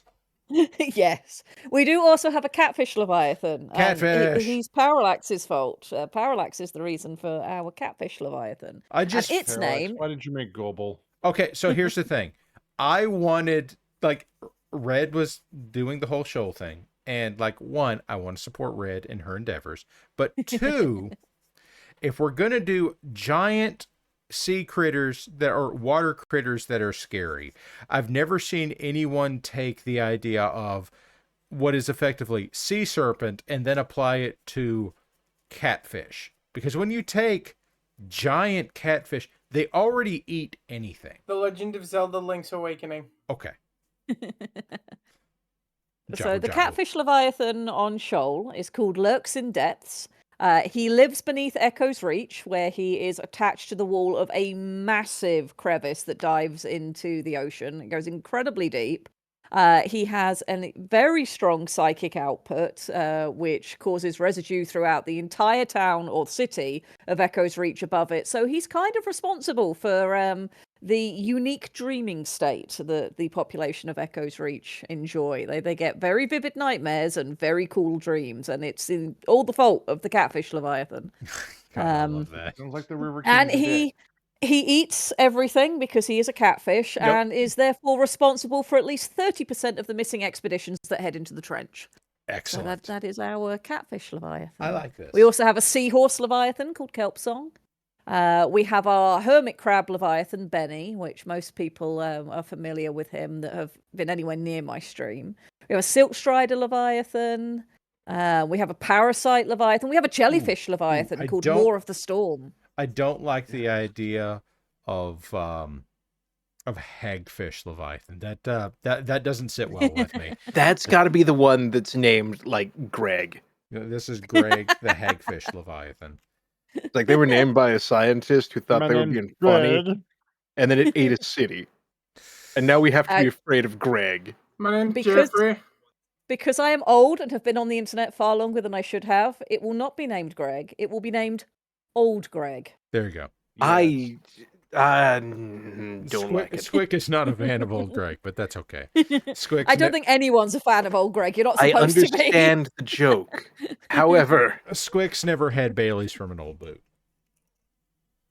I've had Malort, yes. Sunshine Temple, it will be Old Greg, but spelt in the way of Greg, so that you can either offer it a tribute of Bailey's in a shoe, or a nice Cornish pasty, or a cheese and onion pasty, and that will be fine. Greg with but three you don't cheese. got the funk?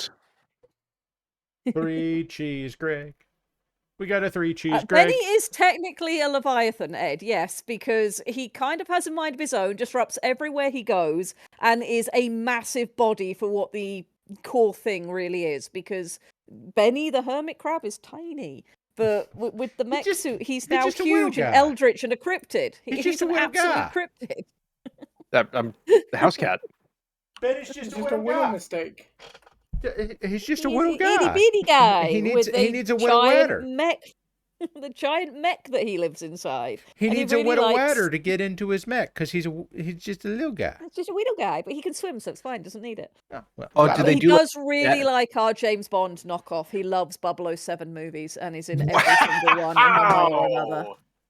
I had to let Chat have some fun, and 007 happened. fucking love 007. Oh my god. You made me hear that with my own ears. And you I did. loved I it. did. I You hate should that see I the loved it. titles. You should see the titles of the different movies Chat came up with. Some of them even have descriptions of what the movie is about. Oh, good. You've just equipped Blasto the Hanar Spectre. Wet. My favorite is 007 Octopussy, which is exactly the same as Octopussy on Earth, which makes no sense. And that's the point. Oh, wait. I've got one for you. Oh, I hate this. I hate that I've got one for you. Hang on, let me find my 007 section, Oh, because I if it's hate come up this. before, I'll be able to tell For you. Russia with gloves. No, it's so much dumber. Tell me when you're ready, Red. I'm trying to find where I hid 007 when I was very sensible and reordered. Mo, my for some 007 reason, I notes feel like you're going to now. get this joke, and I'm almost sorry. Don't know where I hid 007. I know he's here somewhere. Is he in the society section? That'll make no sense. No, he's not in society section. Okay, No, so he's for not what it's part of a society. Is he in culture? He's suppose not I in could be. culture. He's not There's licensed to Gill. oh no, licensed this is still. so much. Oh, no. I this- think we've got license to Gill. So this is Joel Raker. this is my least. We have favorite. Moonraker because that's the name of our. There's 007. Here's all my 007 stuff. Okay, I found it. Okay, are you ready? I am. Doctor No. This is my least favorite James Bond movie. Okay. Also, it's my most favorite James Bond movie because it's the worst fucking James Bond movie, bar none. But we'll modify the name, and then you can do with it as you will. Red, are you prepared? I am. 007 in A View to a Krill. We have license to krill already. yeah. We have license to krill. Yeah, but View to a Kill is a fucking awful movie, and I take it back. We do also have View to a Krill, and I have a description of what the movie is you've about. already got View to a Krill? Yep. I will read. Does it have Christopher Walken in it? Let me tell you what we have. 007, View to a Krill. A View to a Krill. Christopher Walleye and Moray Day seek to destroy all the plankton in Golacon Valley. Yep. You know what upsets me most about that is you didn't capture fucking half of how goddamn ridiculous that movie is. Wait, do they still have the bit in that one movie where they take the horse trailer and then they grab the horse ass and they rotate it upwards and pull out an airplane? Squick, I think that might have been a different movie. No, that was like from having that though. No, that was League of Extraordinary Gentlemen guy who was also James Bond, but then Connery? like it was that was their opening for the film, and it made no fucking sense. Squick, I need you to get the pig. What? I need you to get the pig. What does that mean? You're getting a rotary grenade launcher, Squick. It's in the pig. Get the pig. No, we are not going to Red. That is a different Red. That is Red the movie. That is not Lady Red. Okay. I said get the pig, Squick. Okay. So I want to break down why I both love and hate the James Bond movie A View to a Kill, which, as I remember, is the last last movie that was Roger Moore. Maybe it was Roger Moore. The last out of the two movies that were Roger Moore. Oh no, Roger Moore was 007 for like 10 years, from the early 70s through the early 80s. You're thinking of Timothy Dalton. Timothy Dalton. Okay, fair enough. Sorry. For the record, I like the Dalton movies, and I'll fight people about it. Yeah, that was Angry Bond. That was Bond the way he was supposed to be. That was Bond as a fucking thug. Listen, I will tell you straight up. I think that the one that we just finished with, Daniel Craig, was still the best Bond that we've ever had. Yeah, there's arguments there, but I can appreciate that sentiment. Now, here's the thing about View to a Kill. I'm going to try to walk you through all the plots of this movie. By the way, all of these lead from one to another. Here's how the movie starts. James Bond is sent on a mission to look into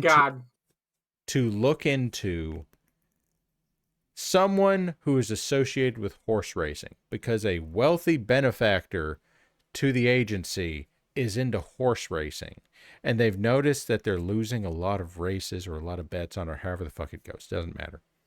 So they send James Bond to a horse race so that oh my god, this is the one where he orders a mint julep, isn't it? No, this one's not Kentucky. That is Goldfinger, and Goldfinger is an amazing movie. I need to make a completely unrelated art note. So it starts with go investigate horses. View to a Kill. Bond investigates horses scene. Uma Musume. Okay, carry on. I'm listening. No, Red. Why not? Love Uma Musume. It's great. It shouldn't be. I should hate it, but it's brilliant. So he goes to investigate the horses. As it turns out, the horses are the outcome of eugenics. They're eugenic. By the way, all horses are the results of breeding programs, but we're not going to get into that. But yes, the horses were the result of a breeding program to create the ultimate horse that were based off of the descended from the 6 thoroughbreds, yeah. That were based off of the work of a Soviet scientist. We're not going to question that, but here we are. Oh no, not I'm Soviet questioning scientists. Yes. Tell us more about the Glock Musume movie. Version. So as we move on, Christopher Walken. Ultimate waifu. Okay, carry on. Christopher Walken is the primary antagonist of this movie.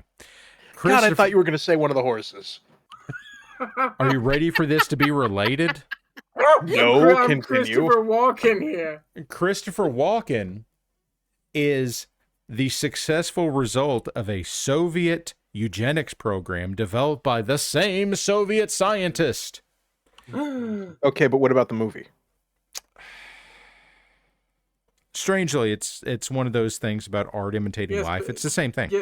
Yes, but have you ever seen Balls of Fury? Of course he is. Ping pong.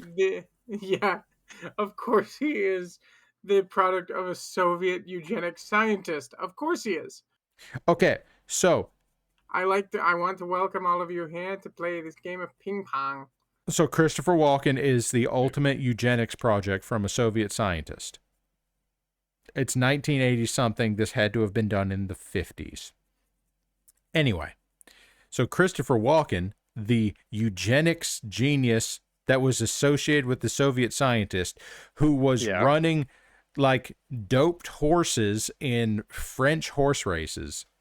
You dad, guys, he kept this up his ass. He has a plan. He has a plan about Silicon Valley. Oh God, it's that one. It's that one. So but it's so dumb. And we're not even going to get into the other half of the Broly joke there. It's just so dumb. But they did have the tiny blimp. They have a tiny fucking blimp. So they have like, what's in the Soviet blimp? super eugenics soldier person who is going to overthrow Silicon Valley so that Silicon Valley isn't... They're not clear on this. We're going to do something with Silicon Valley because it's a thing. Oh, no, they were very clear on it. No, they were very clear on what they were going to do. Not really the reasoning. But chips. We have to stop the chips. So we're going to do something to Silicon Valley. Chips do things. They were going to blow up the earthquakes. We're going to get there. Okay. So our Soviet super scientist, that we only know about because of the fucking horse racing, right, is going to destroy Silicon Valley for chips because reasons. How's he going to do it? He's going to cause a super earthquake. How's he going to cause a super earthquake? Hand waving, the fault, and a bomb. He's gonna set off a bomb at the San Andreas Fault. I'm having a realization. We'll get there. Yeah, he's gonna. They have the super Soviet socialist science project, who is the ultimate eugenics project, who is deeply involved in the horse racing thing that James Bond was put onto because of a wealthy benefactor. Yeah, which isn't he like a straight up turbo government agent?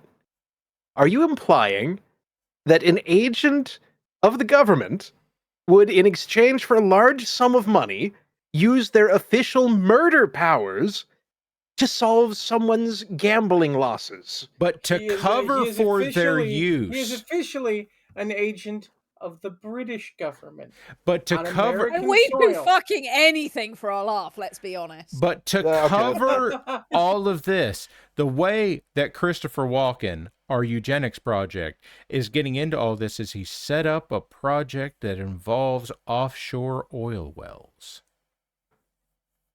How? All of these moments can't have been in the same movie. I remember them. This is why I remember each of these moments. No. Hold on. So we're going to set off this nuke. Parallax? What? Parallax? Did you say oil? I said oil. That shit is mine! Yeah. And Delta T is right. This is not tremendously different from the 1978 Superman movie where Lex Luthor was going to blow up the San Andreas Fault in order to create new beachfront property. By the way, that was not different than the 2006 movie Superman Returns, where he was going to create new land for beachfront property. And somehow Lex Luthor is less evil than the actor that was playing it. In any event, so we get through all this. We're going to set off a bomb in the San Andreas Fault under the cover of our fictional oil company that was set up by our eugenics project from a Soviet scientist. By the way, he's tied into the horse racing program in France that is connected to the fucking person who is the wealthy benefactor that got the agency involved into it. And I'm These sorry, are- but somewhere in all of this, there's got to be a point where you just hear in the background, "What a thrill!" Because this, honest to God, just sounds like it's a Metal Gear movie. I mean, it's so incredibly Metal out Gear. there. No, it's worse. It's so much. Para. We're not done. Para. We're not done. Okay, We're continue. not done. So Enhance the bullshit. As we're going through all of this, as we're going through the excitement of offshore oil well in California, and then like San Francisco City Hall shut up, it was a thing, it happened, and there's a fire, and they're looking through city records because why the fuck not? And whatever else, and they managed to foil the explosion somehow. I think they flooded or something. It doesn't matter. Christopher Walken is going to make his escape from the whole thing. How's he going to do it, Squic? My brain He's shut gonna down be at some point. walking away. Protectively. His escape. Perhaps. Yeah. Oh God, which they had to inflate. Yes, they had their hidden escape. Guys, this was one fucking movie. This was the most "and then what happened" movie I've ever watched, and I kind of love it and hate it at the same time. So what you have just described is something that has like 6 climaxes. Yes. And no clear ending. I mean, and there's a reason I for that. have some suspicions, and I mean, this is the sort of thing that I. This sounds like a writer's on strike, doesn't it? No, No, it doesn't. This sounds like something very specific. I that agree. I'm familiar with, and Mhm. it could have come from several places. So Having 7 different scripts you glued together. No. Yes, and there is a temptation when you are, especially a more novice writer, to one of the big pieces of advice you get, and it is a really good piece of advice, is write what you know. Put in the things that you're interested in, the things that you have some knowledge about, because it brings more realism to whatever the story is that you're bringing through, Horse especially when racing, you're Silicon starting out. Valley, eugenics, What I'm thinking is that you could potentially either had several writers who had individual interests that all got brought in, or one writer who perhaps is personally interested in horse racing, but also wanted to do a commentary on how they feel about maybe Silicon Valley and eugenics, and blimps, and brought in those I'm sorry. social issues, and maybe also found blimps cool, and they've crushed all these things into one story, and That's it a doesn't Nazi work. writer. That's a Nazi writer who knows eugenics, who doesn't want horse racing, who doesn't want all of these other things, and also knows about blimps. Yes. I think that you're seems all less missing. likely, but No, it wouldn't hear me out. surprise me if you did either have a group of writers who brought in disparate things and glued them all together, or And one blimps. writer who brought in commentary as well as things that they like and glued it all together. But what you've ultimately got, and people who've been to my stream are going to be so sick of hearing me say this, is what you've ultimately got is a writing team who doesn't respect the audience. They're not thinking about how does this appear to the people we're putting it in front of. And that's where you fall down if you're expecting people to give you their time or their money. If you're writing it for yourself, do what you like. If you want people to pay you in time or money, you have to consider your audience. And you know what? I still hate this whole movie. I still hate this whole movie less than I hate the Bondola for Moonraker. Irrelevant. Bite through cable. But I think you're all missing the wider context here. Did this all happen in one movie? No, it was advertised as a movie. That wasn't a movie. That was a tabletop campaign. I mean, yeah. In those circumstances, yes, that makes a lot more sense. This was a Spycraft game. The stink bug is on the move. Where is he now? Moving. On your sponge. Oh, he's on the sponge. Yeah. They wish to consume the paint water as well. Sorry, Para. I saw motion that wasn't you and went, what the heck? Chet, welcome to the bug stream, where occasionally I have bugs. By the way, the ladybug no longer on the curtain. It is now on the window frame. Ooh, it's getting around. Let's see. Can I get it in frame? It is about to get frozen, however. There's a reason it's in the This- house. This is a good through line for Thursday because we had Aiden playing Bug Game before Bug Stream yeah, because he was playing Silk Song. Let's see. Where have I lost it? But He's Lady Red, I have to below say that. Mhm. I think he's before you okay. include. He's right there. I don't know if you can actually. Okay, he's above where I've got it. That doesn't make any sense. Oh, he is above where I've got it. Okay. This is No, this is Verits content, Ragnar, I guys. don't think I've told Parallax about Moonraker. I mentioned it briefly, but There he no. is. There he is. Hey, Bug. Ladybug. Right, You're what on were the you window trying to frame. tell me, Mo? Before you go off and do Seahorse Girl Waifu Racing Simulator, you need James to Bond. do Super Sentai, Shoei Sentai Sailor Mern. There we go. Sailor Mern. Or we could absolutely bring that in. That would be hilarious as well. Mern is the name of our star system and the name of the star at the center of that star system. Oh, sorry. Well, I forgot the name of the moon. Sailor Well, the moon that Mernus. they're on is Shoal. The planet that they're orbiting is Luastra, and then there are like 6 other moons as well with varying names. Sailor Mernus. Because the sailors then. It's all in the handy dandy compendium if you would like me to link it to you. The You compendium's know- not finished yet, but that section is. I don't understand the Sailor Moon fandom, and I'm not going to try. Please don't try to Sailor explain it to Moon me. James Bond horse adventure. But lovely wife's best friend apparently like cares about this enough that she has a favorite Sailor Scout. I don't understand this. Which is her favorite Sailor Scout? I think it was Is it the cat? Neptune. Okay. For the record, it's almost midnight here in the Eastern Time Zone. I don't work tomorrow. I don't care, so we can keep going if we want to. But if you guys need to drop out, that's fine. Now, Parrot, did you know there is a Sailor Moon scrolling fighting game a la Final Fight style? I am a beat 'em up. Yes. I'm not surprised. Everything had to beat 'em up in the mid-90s. Red, did you have a favorite Sailor Scout? I mean, Thunderclappers just came out with a very good contender. My favorite Sailor Scout is Goku. Somebody has seen a certain video.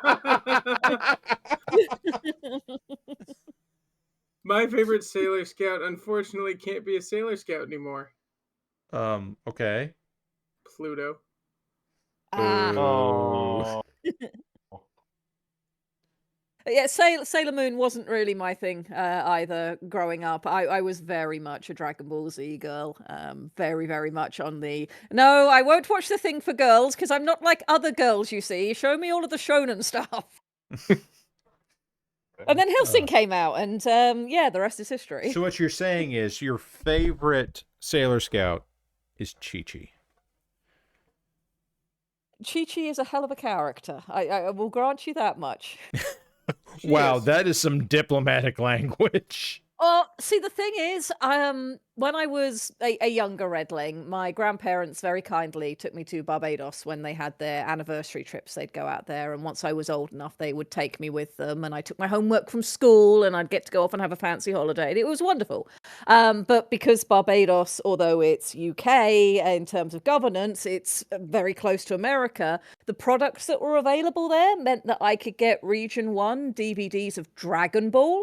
Not Dragon Ball Z, Dragon Ball. Yes. So I got into Z after having watched all of Dragon Ball, including the Dragon Ball movies. Yes. And if you've seen the end of Dragon Ball, Chi-Chi is, I mean, Chi-Chi in general is just, oh God. And then you get to the last episode and you're like, oh, okay. So I kind of understand how we ended up with Gohan now. So with our people in chat that aren't familiar, would you care to expound, or would you really rather fucking not? I can expound. So Chi-Chi, when you first meet her, is a young girl in the same way that Goku is a young boy. They're not yet their fully grown adult selves that you know in Z. And Chi-Chi She is the daughter of the Ox King, a yes, independently wealthy landowner, apparently.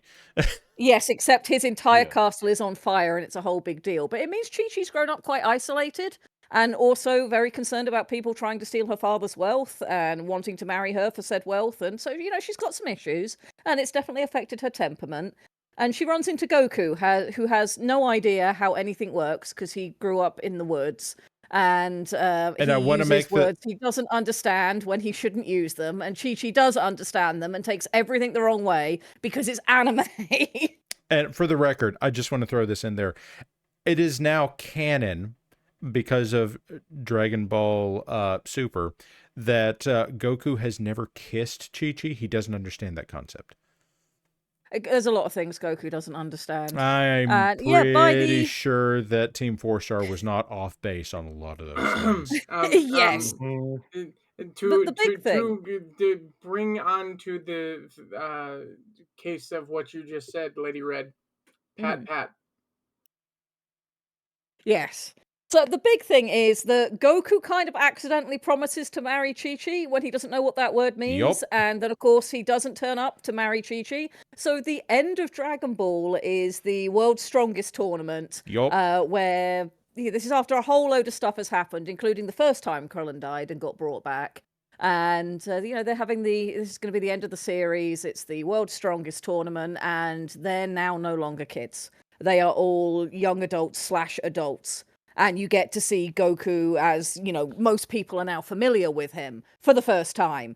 And Chi-Chi as an adult for the first time. And she's wearing a very different outfit to when she was a child. And, of course, Goku doesn't recognize it. But the whole reason she's made it to the World's Strongest Tournament and is so angry and full of power is because Goku never came back to marry her. So she turns up at the tournament for the strongest people on the planet just to bitch slap a dude. And then he does actually promise to marry her and they get married. And then Gohan happens and Z goes off from there. Yes.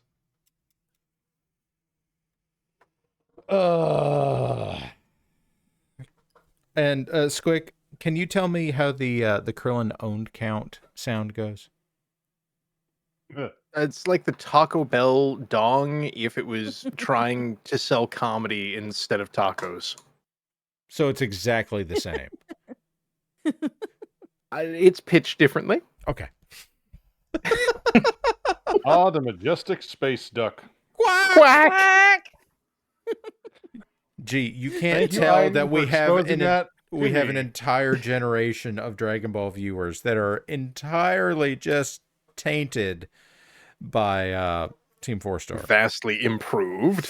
You're not I wrong. think that is a great thing, and I'm sure Toriyama would have very much appreciated that. And Team 4-Star as well did just such a good job of honoring the point of the original. And I will contend forever that Team 4-Star told Gohan's story, the Cell Saga, better than the original because they didn't have the limits of the pacing issues that was going on when 100%. Toriyama was trying to churn all this out. So they had the benefit of sort of, the story's already written and we can now pace it properly and pare it down, put the weight where it should be. And I prefer Team 4-Star's rendition of the Cell Saga. I think it's far superior.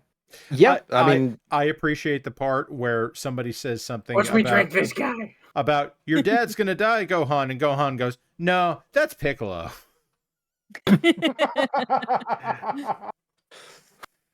They had a lot of fun with that. But Lady Red, Watch me drink this speaking guy. of TFS, Sorry, say again? speaking of TFS, have you been Yes. exposed to the Sailor Moon? I've thing? seen the first half. I haven't seen all of it because I need to sit down with my good friend Lily when she's not Yes, busy yes. driving, so I can see Fair. it with her. That's how I want Okay. to experience that because my You friend are Lily correct. is a Sailor Moon fan. Yeah. I have not seen TFS Sailor Moon. What the fuck did they do? They did Sailor Moon. They did. rebooted they booted their studio back up and grabbed a load of female voice talent, including some people newly moving into the scene, and made a Sailor Moon abridged. And I haven't seen all of it yet, and I need to. I do love the fact that the one that I know that a lot of people don't is the fact that they did or tried to do Attack on Titan abridged, and they only made one episode. But it is absolutely fantastic if you are a fan of Antfish. I have no idea what Fezbearer is talking about even older anime. So one of the first anime I was exposed to, I mean, the very first one I ever saw was Akira, which of course had a effect. I was how young. old were you?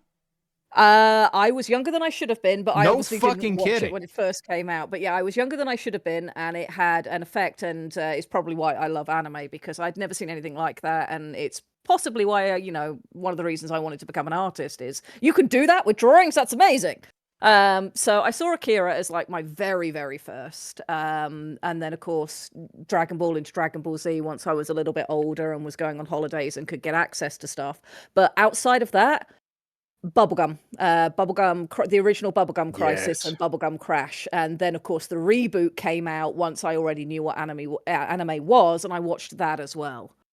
I'm sorry. I know I'm from a different generation and everything else. I was not introduced to anime. My parents never really cared for it or anything else. My first episode of anime of all time, anything, was Metabots. That is fair. That is I fair. got Speed Racer versus the Mammoth Car. 8-Man, Robo Boy, and Gigantor. Gigantor. Frank. Oh, you got Frank? I got Frank has emerged I to got- Lick Tongue and Judge Room. I got Metabots, and then the very first series that I actually fell in Waiting love for it with to and be actually Zoids. really cared about. No, No. Okay. it's from around that same time though. Okay. Digimon. Beyblade. Oh, Okay. Okay. Everyone has theirs, but yeah, I'll give it to you. It's better than Bakugan. Mine is earlier than Bakugan. I know. didn't watch a lot of anime growing up. Like, And I remember to I be saw clear, it is Beyblade the first season, not the crap seasons that came afterwards.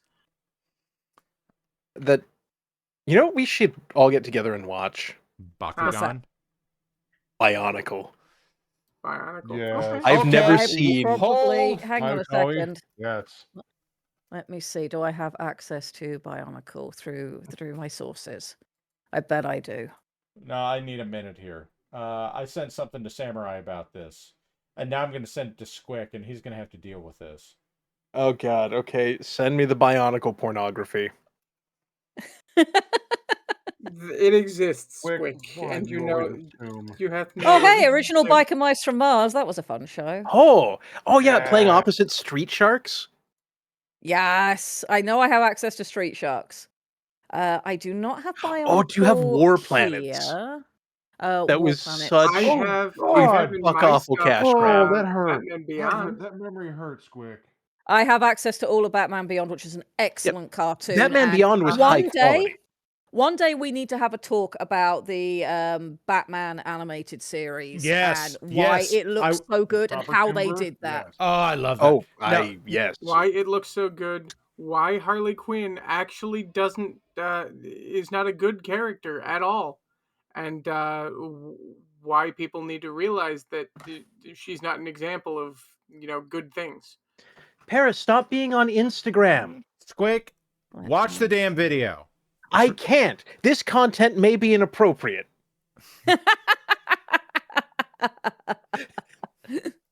They're making me sign in. I am.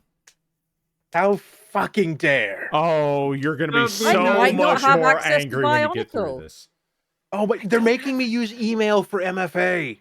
You're going to be so fucking mad. I am already so fucking mad. Now, UNC Samurai already got this because I saw this and I sent it to him, and he deserves it. But, yeah, this happened. Yeah, so I click on that, and I go and I see in my email inbox, American Airlines, ready for takeoff, 60,000 bonus miles after qualifying purchases. Coincidence? I think not. The data brokers have realized that I possess an email address because of Instagram. Squick. Follow the link. I did. It took me Yeah, to keep inappropriate going. content. You Keep must log going. in. Keep going.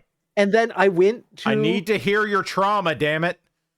I just logged... Why? What am I looking at? When he does, I will drop another anime name Oh, and see what chat does. Then with it took me to not the page I was trying to get to, but like, Yeah, you've logged in. Good job. I don't fucking care. Give me the thing I clicked on, jerks. Oh, you're going to be so mad. All right, I'll do it. Why did they Good. censor Aeon the Flux. ears? I'm going to send it to Mo now, too. I'm not mad. I'm actually genuinely impressed. My good sir, I watched Ralph Bakshi. I was fine. Where did half of those parts come from? So, how many people in chat remember Vision of Escaflowne? I remember Why do I know the name? Escaflowne. Why do I know the name? It Why was do I know the really name? big in the Vision of early Escaflowne. Dragon early armor odds. soldier. Why does Vision of Scorpion Escaflowne. Tail Jaws of Life Snip Snap Alien? Yeah. The God damn it, 4th generation. It's not the Mao So Toei. the thing with Vision of Escaflowne is it had two things that were interesting about it. One that I loved and one that was a real shame. The first thing it had about it that I absolutely loved was that it's one of the few rug pull storylines I've really enjoyed. So for anyone who doesn't know, a rug pull storyline is your storyline starts in one place and then all of a sudden everything that you've done so far goes out of the window and now we're something else. Vision of Escaflowne starts out trying to convince you it is a slice of life sports basketball anime. And It then it turns maintains this for a into whole mecha. 2 episodes, and then it's like, psych, no, it's fantasy mecha. Yeah, before it goes the whole isekai route. Yep. This predated the isekai epidemic that we have now, so it very much does its own thing in an interesting way, and it had a very interesting art style that made it very unique to look at. But the problem it had is you get to a point in the story where it gets very not okay for US TV. You could not just show that. So you never got the second half of the show over here, which is a shame. I'm sorry. It sounds like you're discussing Drifters. What? Drifters came much later. Drifters is still a great anime, and no one is going to tell me different. No argument there. Escaflowne was both amazing and terrible. Yes, that is a very good way of putting it, but it was very unique, which I did enjoy. I remember it being a thing in like the early aughts, and I never followed up on it. So yeah. It's not something that I'd be like, oh my god, everyone has to watch it. Absolutely not. It will be for some people, it won't be for others. No, the thing that I will be like, oh my god, everyone has to watch it is Full Metal Alchemist Brotherhood. I would watch both. What? Full Metal Alchemist and Full Metal Alchemist Brotherhood. Brotherhood was the second. It was the Yeah, it had the same problem that quite a few Brotherhood? things in the time had, which is, okay, we've got this much from the author and we faithfully reproduced that. Oh no, there isn't any more. Okay, we're going to make our own ending to carry the series on. And then you get later on, okay, the author has finished writing the story. We're now going to get the version that directly follows the author's vision. And FMA Brotherhood is that. It follows the author's story. The original Full Metal Alchemist deviates once they ran out of manga to translate. You had the same problem with Hellsing when it originally came out. I want to make the point here. I hate this color scheme. This is what, terrible. Disco Flesh? This is awful, and I hate it. It's not my fault. I gave you the first color. You gave me the first color, and using bad complementary colors. I set myself up for that. This is my fault.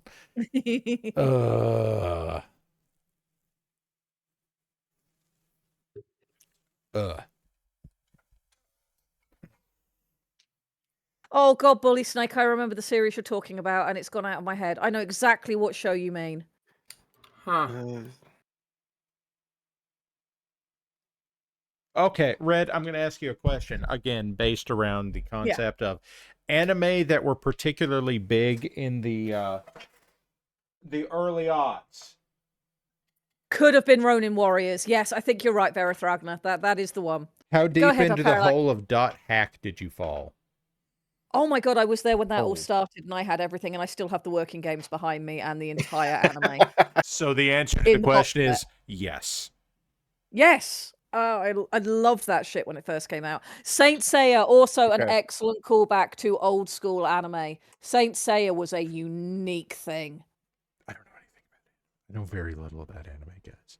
Yeah, sorry, I'm a weird. Zatch Bell. Detective Childhood Man, Kick Hard Detective Sneakers, Conan. Solve Mystery. Detective Conan. Yes, thank that will you. be Detective Conan. I still like all of on the third stuff though. I still like that. That was Y'all are weird. Fucking weebs. Yeah. Dot hack was such a unique thing as well because it could only happen in the time period that it happened, where the internet and access to games and media culture was in that sort of interim period from the early internet to what we have now. And it's why I feel that the later explorations of dot hack have not been as good as the original. It Thank was you, built Mad for Duck, that for Big O. specific time. Okay, Big O was fucking amazing start to finish, Yes. and I will hear So nothing the to the second contrary. season was amazing. Like Big O was Anime Metropolis, yes. So No, Squic, no, the no, sec- no, no, The second no. season was The absolutely Anime amazing. Metropolis was Anime Metropolis. Squick, how much did I'd you rather think- love the second season of Big O? It was fucking weird, but in a thematically appropriate way. And I'm kind of pissed at the way they ended it, but we wind up in a bizarre pseudo-stable time loop situation because they never resolved the fucking plot line. I thought that was the point of the first season, was that you're never gonna, because it's a cyclical timeline. The first season establishes that, but the second season was tearing down at the foundation. It was the stage is crumbling. The actors are losing their masks. The play is falling apart. Let us see who is behind the scenes, who is in the catwalk, who is in the world, and who is running it. So what you're saying is, That- what if the Truman Show, but everybody in the show didn't know that they were on the show? Truman Show robot Batman adventure in the apocalyptic Dome City future. Everything he just said is accurate. I was having a conversation with a coworker a little bit back who is older than I am, who was an anime scene kid back in the 90s. So like, appropriately teenager in the 90s. And he and I have had this discussion about how, I swear to God, I'm going to say this out loud, and I mean it. Kids today don't understand. Generally don't, yeah. Kids today don't understand that if you were an anime fan in the 90s or early aughts, that in order to get your shit, you had to do some serious drug dealer type. You had to put in some legwork, yes. Like some serious meet a guy in an alley with money and then he gives you a thing. I also remember as the 90s wound on into the aughts and you started getting stuff, ported in and put on store shelves, or media Suncoast, stores. yes. You'd actually get stuff on shelves. But because the media conglomerates didn't really understand what it was and weren't really sure where it belonged, especially as some of these cartoons are just cartoons, but some of these cartoons are quite violent and adult, and what do? We'll put them on the top shelf like they're porn mags. Problem solved. Where's the internet? Yes. Oh, Suncoast. It was. Look, man, right I'm just next- remembering seeing like Aeon Flux at the wrong time, and that fucked me up. Oh, Aeon Flux was great. Mm-hmm. It was a very unique blending of different elements and different inspirations. That was the movie, not so much, but the animated series was very interesting. Oh yeah. Well, like anything early MTV for animation. Yeah. It was deliberately disquieting, and I did not care for it, but I understand the artistic vision behind it.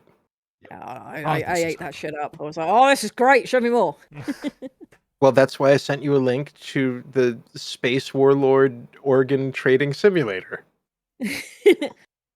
Tipulsa, I have my copy of Gunsmith Cats on the shelf behind me. I have my Gunsmith Cats, and yeah, it's ADV. Gunsmith Cats. Cats, yes, and there are no cats involved. They're women.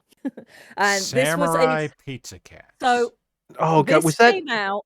This was one of a trilogy of animes that came out that was from a specific person who was basically doing it was a whole girls with guns thing, and you had a sort of different thematic overlay on each of the series that they did. And Gunsmith Cats was fun and kind of set stuff up, but the one that I really enjoyed was Noir, which I forgave for having a lot of French in it, but was a very interesting sort of detective noir suspense kind of thing with these two female assassins, and it was good. It was good. I like Noir. It was a fun time. Yeah, Gunsmith Cats was disappointing because it didn't really have an end. I agree. Mo, what's your favorite gun to give to a cat? Um, Mo, Meow. I'm asking Mo. Nerf Wow. What No, did you I heard that. expect? Glock 19. Oh, a What? No. meowser. Meowser. Right, I've got more DMs I need to look at. Oh dear. People are sending me things, and it's very nice. Oh, no, Yeah, don't like, say Red, that you out went down loud. the You'll route get of, like, more. dark and everything else. I got Traveler's Tales engraved with the Fireflies.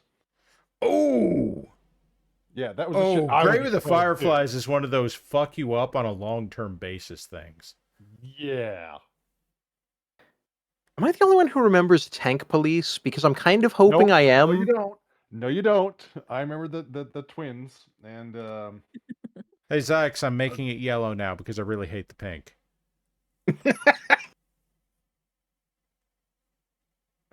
Fuzzy, I have some of those images already, which I'm sure comes as no surprise to you.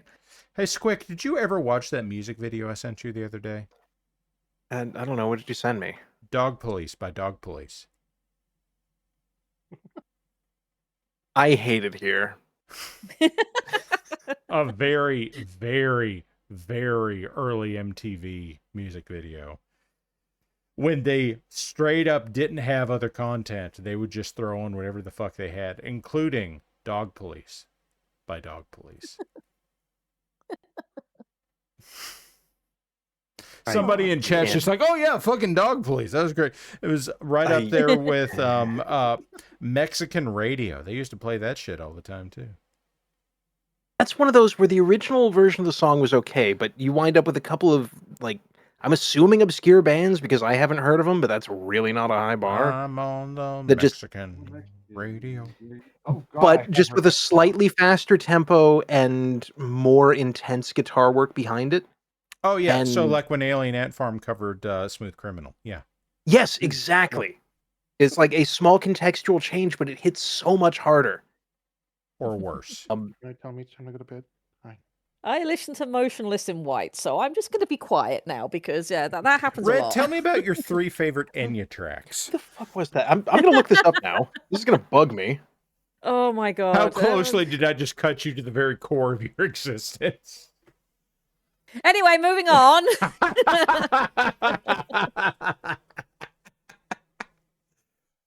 Oh. No, talking along that line of things, I remember when Sadness came out, and that just skyrocketed to the top of the UK charts when I was once again a Redling. Okay, yeah, but the And, UK that charts song are was their everywhere. own fucking beast. Oh, they are. They are a cryptid all their own. They're an absolute cryptid all their own. Because when you have And- 17 people that decide what the charts look like. It's also just one of those things, though, that the British charts, especially shows like Top of the Pops, which is the popular vote for what's being bought, so it's literally the general public, could just get so esoteric and weird. In the best way. I mean, The Offspring were #1 on Top of the Pops at one point, which just doesn't make any goddamn sense. Yeah, but I love The logically. Offspring. Now, So do I. They're one of my favorite bands. Now, I want to put this out there. Who remembers that week in like 1997 where you couldn't get enough Gregorian chant? Oh, That this was is a what I'm weird talking about. time. Sadness. That's what Sadness was. It was Okay. the dance remix of Gregorian chant that Oh, came out and just kind of Christ. kickstarted that whole thing. What was the name of that Time Life album? Shit.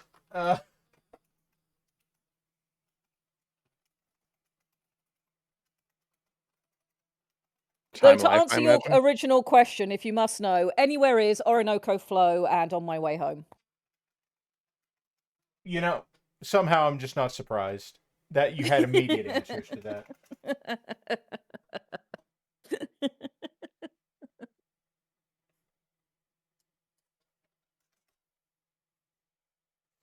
God, what was the Okay, I name found of it. that album? I found the thing I was looking for. Archon Erica, I will send you Sadness later and you'll suddenly understand what the hell we're talking about. It was called Pure Which Moods. was, in fact, Enigma, yes. Who remembers the Pure Moods commercial you couldn't fucking escape? Pure Moods. Head on. Apply directly to the forehead. Head on. Apply directly to the forehead. Head on. Apply directly to the forehead. 10, 3, 2, Apply 1 directly is to the now forehead. 10, 10, 3, 2, 1. Ooh. Ooh. Carrot Top advertising. No. What a time Oh, to be alive. God. That was John Lithgow. The solution is clear. Clear eyes. Ben Wow. Stein. Oh, no. He worked for the Nixon administration. Okay, so it was Mexican radio covered by Authority Zero. This is a And it was weird... just like faster and angrier.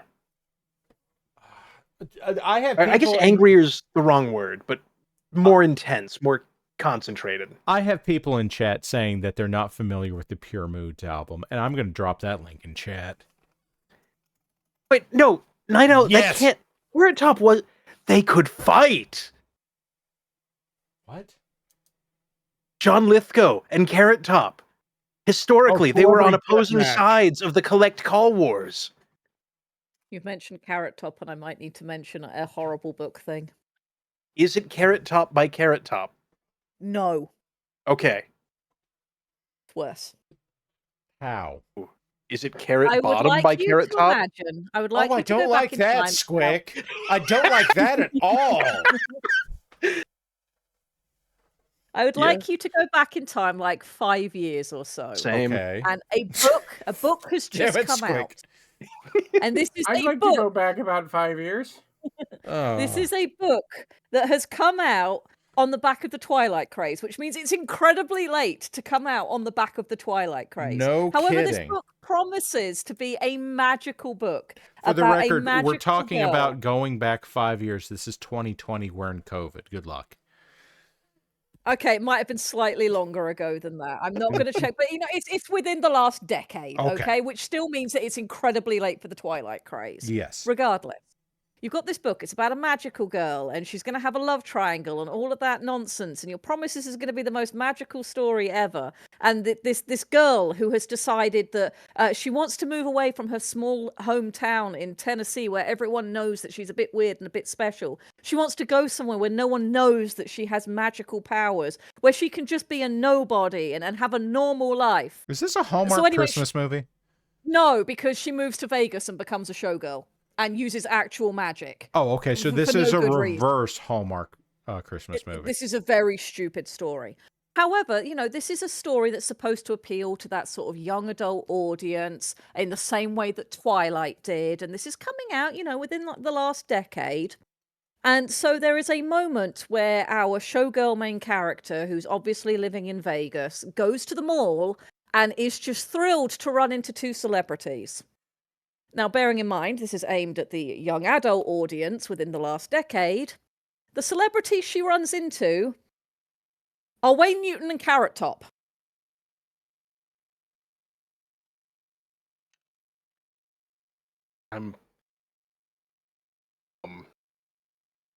I don't think the average 14 to 16-year-old is going to know who the hell those people are. Mr. New Vegas? So we're just going to recast everyone with John Lithgow. To the surprise of nobody, the author is a lot older than the character that she's trying to write, and is trying to write her young self as the... It's terrible. This book is very bad. This is the recommendations. I had a let it question, rip. and you just absolutely fucking obliterated it out of my fucking brain case. Excellent! Book club strikes again! Yeah, like overhand. Oh yeah, we read terrible books in book club. I very rarely read good books. We read them as palate cleansers sometimes, and then I find some other piece of dross to inflict on people. I played too much Fallout 76, and now all I can think of is Dross, Toss. Nobody gets that joke because nobody played Fallout 76 but me. Man, there's like a dozen people. Apparently the game got a lot fucking bigger after they went back and fucking fixed it, so I don't know. From what I have read, it might actually be Bethesda's primary moneymaker right now. That's terrifying for every reason. Well, it's a software I'm as a allergic to service. that reason. But they introduced Ohio into the game in the last update, and I haven't gone back to Yeah, play it's not even post-apocalyptic Ohio. It's just here's the regular thing. Ohio. Here's the thing that I love so much about this last update is that they said, we're doing Ohio, and like one of the first areas you get to go to is Athens, Ohio. Now, the bombs dropped right before Halloween. So it's like all the Halloween stuff is out. You go to Athens, Ohio, the home of Ohio University, home of a famous college-age Halloween street party, to the point that like the city blocks off the main drag for blocks and like the entirety of the Meg Drive is blocked off for Halloween. And I'm just like, I did the Athens Halloween crawl. I need to play this game just to experience that again. This is, by the way, the Halloween party where I was accused by a very, very drunk woman of not existing. I have been told I don't exist on several occasions. It's quite a fun thing. She told me she's not afraid of me because I don't exist and I'm only in Hollywood. You should have told her that you're Tom Bombadil. I should have told her. I didn't know who Tom Bombadil was at the time. So instead, I was wearing a burlap mask designed to look like a skull, as though I were the Scarecrow from the Arkham games. Mm-hmm. With like a very large duster jacket over it, and then a burlap hood, like the whole burlap thing, where I then took the time to like soak it all in various dark paints and then squeeze it out to weather it and all this. Yeah, it was unsettling, but she didn't have to worry because I wasn't real. I only exist in Hollywood. Is that good? I mean, it wasn't bad. Now, my favorite thing about this was I took a latex skull mask, cut the jaw off of it, and then spirit gummed that to my lower jaw because that was the only part of my face that showed. So when I went into a bar and took my mask off so that they could ID me and then I could drink something, I still have like this fucking latex skeleton thing on my lower jaw. Oh, that was funny. And then my roommate was looking at me trying to talk to me, and a woman on the other side of me was talking to me, and then halfway through he says, "Wait, is she like hitting on you?" And I'm like, "Yeah, a little bit." And then he was very mad at me. So why does this always fucking happen with you? I don't fucking know. I was engaged at the time. Nothing happened there. My white paint is Parrot, I have to say, to your Instagram link, I've actually seen worse on Alibaba and Temu. Only because I have friends that work in the entertainment industry for certain things, and somehow their stuff gets on my streams. Mo, I would like to remind you have friends who work in every industry because you are a Shadowrun fixer. I was going to say, Mo, you just started a sentence with, I know people in X industry, and like, yeah, we fucking know. For the record, if any of you ever need anything, you need a guy for a thing, just ask Mo. He knows them. It's fine. Or he knows someone who knows how to get in contact with the right people. Yeah. Mm-hmm. Guys, I'm not convinced at this point that Mo does not have a background with various intelligence agencies. But I don't know that he doesn't. So, just ask him. I'm sure he can tell you something. I don't know that it's what you want to hear. Oh my goodness, it is 1:30. Okay, then I'm going to do this real quick, and then we're going to start winding down, because it is 1:30. And, in your neck of the woods, it's only, 9:30? It's 9:30 for me, but I need to have a bath and stuff and go to bed at a reasonable time, because I need to work before stream tomorrow. You need to work on slobbies? Yes, because otherwise the lovely ladies and gentlemen in chat will not get what they Goop paid for, and that would be a terrible thing. Goob, how excited are you about the Slobbies menu? I'm very excited about everything I'm doing. I really hope people are going to enjoy it. No, I do want to make a point here. In Red, I'm not asking you to do this, okay? Mm-hmm. But if you were. A long time ago, somebody in this conversation once sent me a Slobbies menu. I mean, if you have it, send it over to me. I will. Don't worry, I don't have it. I think Mo might. Okay. Well, if somebody has that, send it over to me. I have made a Red. Slorby's logo, which is kind of the one I'm using. But if you have a Slorby's menu for me to put it on, that will be great. Hey Mo, what's on the Slobbies menu? At least coleslaw. No, it was the sloppy. Bees it was sugar. Sloppy slobby sliders seconds. Second Yes, sliders. but what was Yeah, the they were imagery cool. on that menu? Terrible, cursed, concerning. Oh, you're not wrong on any of these points. I'm just If playing the anybody odds. has a copy, DM it my way. I will endeavor to. I'm waiting work on Mo it to say it. in. It was Apocalypse Jim. Why? It was Apocalypse Jim, and I had. I'll go find it. I actually made it so I could fold it out, and it turned into one of the He spider boxes from origamied White it. Castle. He origamied Amazing. it. And I Amazing. made a slider from a 3D printer and stuck it in there. He And did. it made a sloshing noise. Yes, and you felt very don't bad like about that. that. I did. Yeah, because you didn't realize at the time that that's just liquid resin inside of the slider. Ladies and gentlemen of the audience that's here at 12:30 in the morning in the Eastern Time Zone, you've made a series of decisions that have led you to this point, and thanks for spending some time with us. And we appreciate it, but we do wonder why. Genuinely, yes, I really fucking do. I don't know why you put up with this. I'm gonna put the Mad Duck's favorite mech here so that the close-up cam can get a shot of it. I'm not Robot. It is indeed a robot. I'm not happy with this. This is going to take a lot of work to get this into a position where it's not just a fucking mess of warm color. You really made a rod for your own back tonight, didn't you? This happens every time I ask.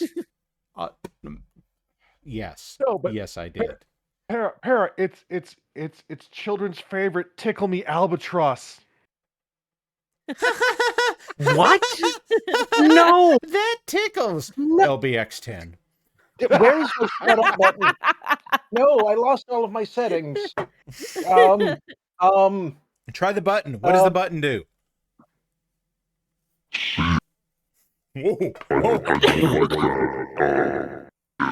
Whoa. Is that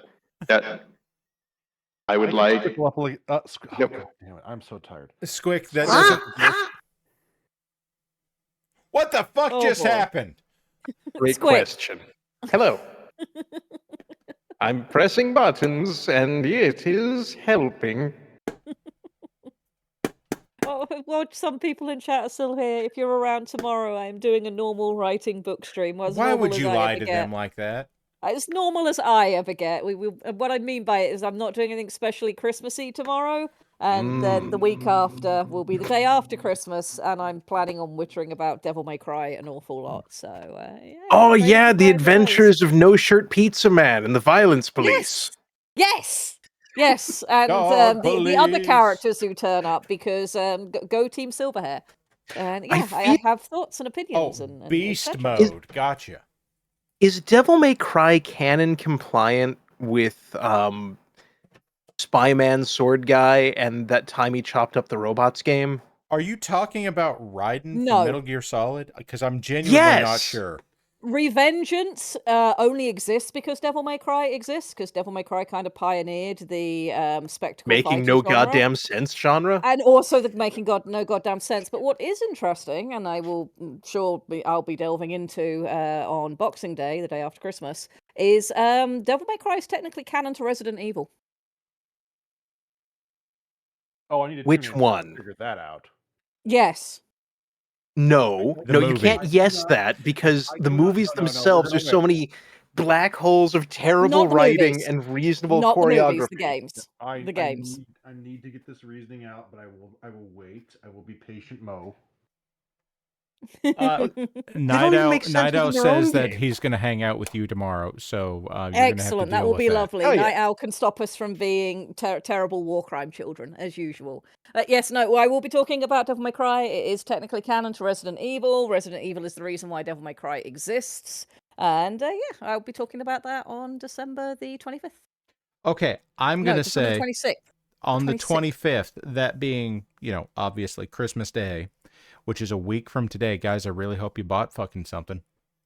Yeah. And if you haven't, I'm sure you could buy something from Lady Red, and it would turn up and probably I after can't Christmas, guarantee let's it. be It honest. probably it won't get there before Christmas. And as I said, the service that I had been using that I originally set up really has gone to the dogs since the tariffs issue started. So I really can need the to make dogs make myself a better stickers? option. Yes. I wish the dogs could make Now, stickers. I'm going to That would say be this. amazing. Three If Eagle Moon. I've still got 2 mech lances on eBay, I would much rather you paint your own than buy mine. But if you decided that you wanted to buy them, they are there. I could conceivably get them in the mail before Christmas, and I would send them priority. And I promise you, the mail service will not get them there before Christmas. So, with that said, guys, it is time after the hour after the end of the time slot. So we're gonna close out here. And then Red's going to go take a bath and then go to bed. And then you're going to have to put up with because I got to do tomorrow. things tomorrow. And Yes. I am not planning on... I'm not planning either. Well, I mean, that's broadly true. I am not necessarily planning on streaming next week. Maybe I will.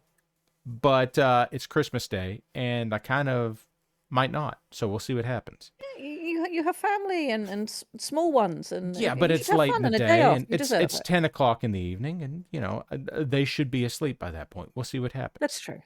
That's true. So I'm not planning on it, but it might happen. Evening. So I will not see you again before Christmas, probably. So Merry Christmas, Mark Crimbo. Mark Crimbo. So watch all of your Christmas dump videos. And yes, paint your miniatures. Do it. And then support your local artists and your local game stores. You are experiencing motivation.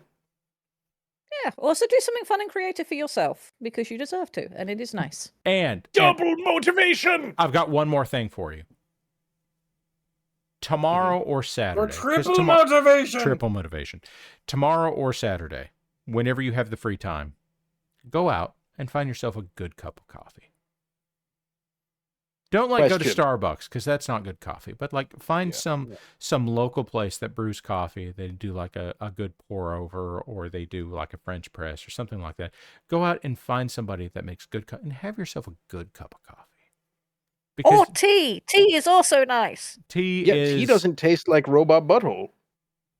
You're drinking the wrong coffee. I will make you tea when you come over again, Squic. I will make you a nice pot of tea. I will not make you... I'm not... Well, anyway. Squic, you're not supposed to drink the Quaker state. You're supposed to eat the Quaker oats. But crunchy. What? Okay, so now I'm going to give everybody a chance to say something before we go out. Squic, you start, because if I end with you, we're never getting out. It's called a filibuster, and it's classy. You will experience a happy holiday. If not today, if not tomorrow, then perhaps next week, next year. There are endless opportunities for festivity, and you owe it to yourself to grab them. Mad Ducks wants to say something, so he's going to pop in here and say it. But before he does, I'm going to say, Warlex, what do you want to say to people before Christmas? All I want for Christmas is to fucking see. To fucking see. To fucking see. Grim. Sorry. Hey, Mo, what do you want to say? Not grim. I just want to go ahead and point that out. But you know what? It'll happen one day or another. Hopefully. I have already supported my local artist. He is painting. He is painting a 40 millimeter Wolverine for me to be able to actually use in Crisis Protocol. So, nice. Mad Ducks, what do you have to say? Something motivation. Thank you, Mo. What do you have to say? Okay, I'll do the inspirational one. Everyone stay warm out there and everything else. I look forward to seeing everyone into the new year and afterwards as well. If you need help, reach out. Agreed. You're allowed to have feelings, and you're allowed to express them, and you're allowed to ask for help, because you're not a burden. You're a person, and you matter. Red. first, hey, Power, take your own advice. Shut up. Second, Shut up. I do that. second, I'm going to be here before Christmas tomorrow. So, please come hang out. I'd love to have you there. Undertone threatening. I might actually be able to manage it tomorrow. I'm going to hang out and That would be nice. hassle I would love you. to have some of you here. That would be very, yeah. very pleasant. I Well, like maybe being I'm just going to hassled. We have a good barge time. into your stream and then shout obscenities. Like, I mean, if you do that over chat and vocal chat, I'll have to sick the bear on you. But no, we have a good time, and we might do some war crimes tomorrow. No, it'll be so, fine. I'll drop something into the studio chat first. It'll be fine. Fair. What? Open your box tomorrow. I already opened the box. You sent me half a fucking Chicago deli, you son of a bitch. My God, that would be awesome right about now.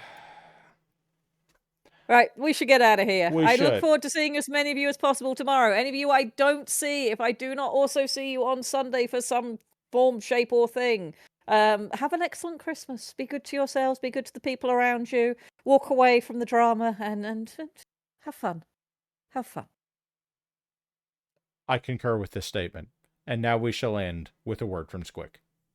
This seems reasonable. This has The been... I would have loved if you just said butts. Ass. There's a word.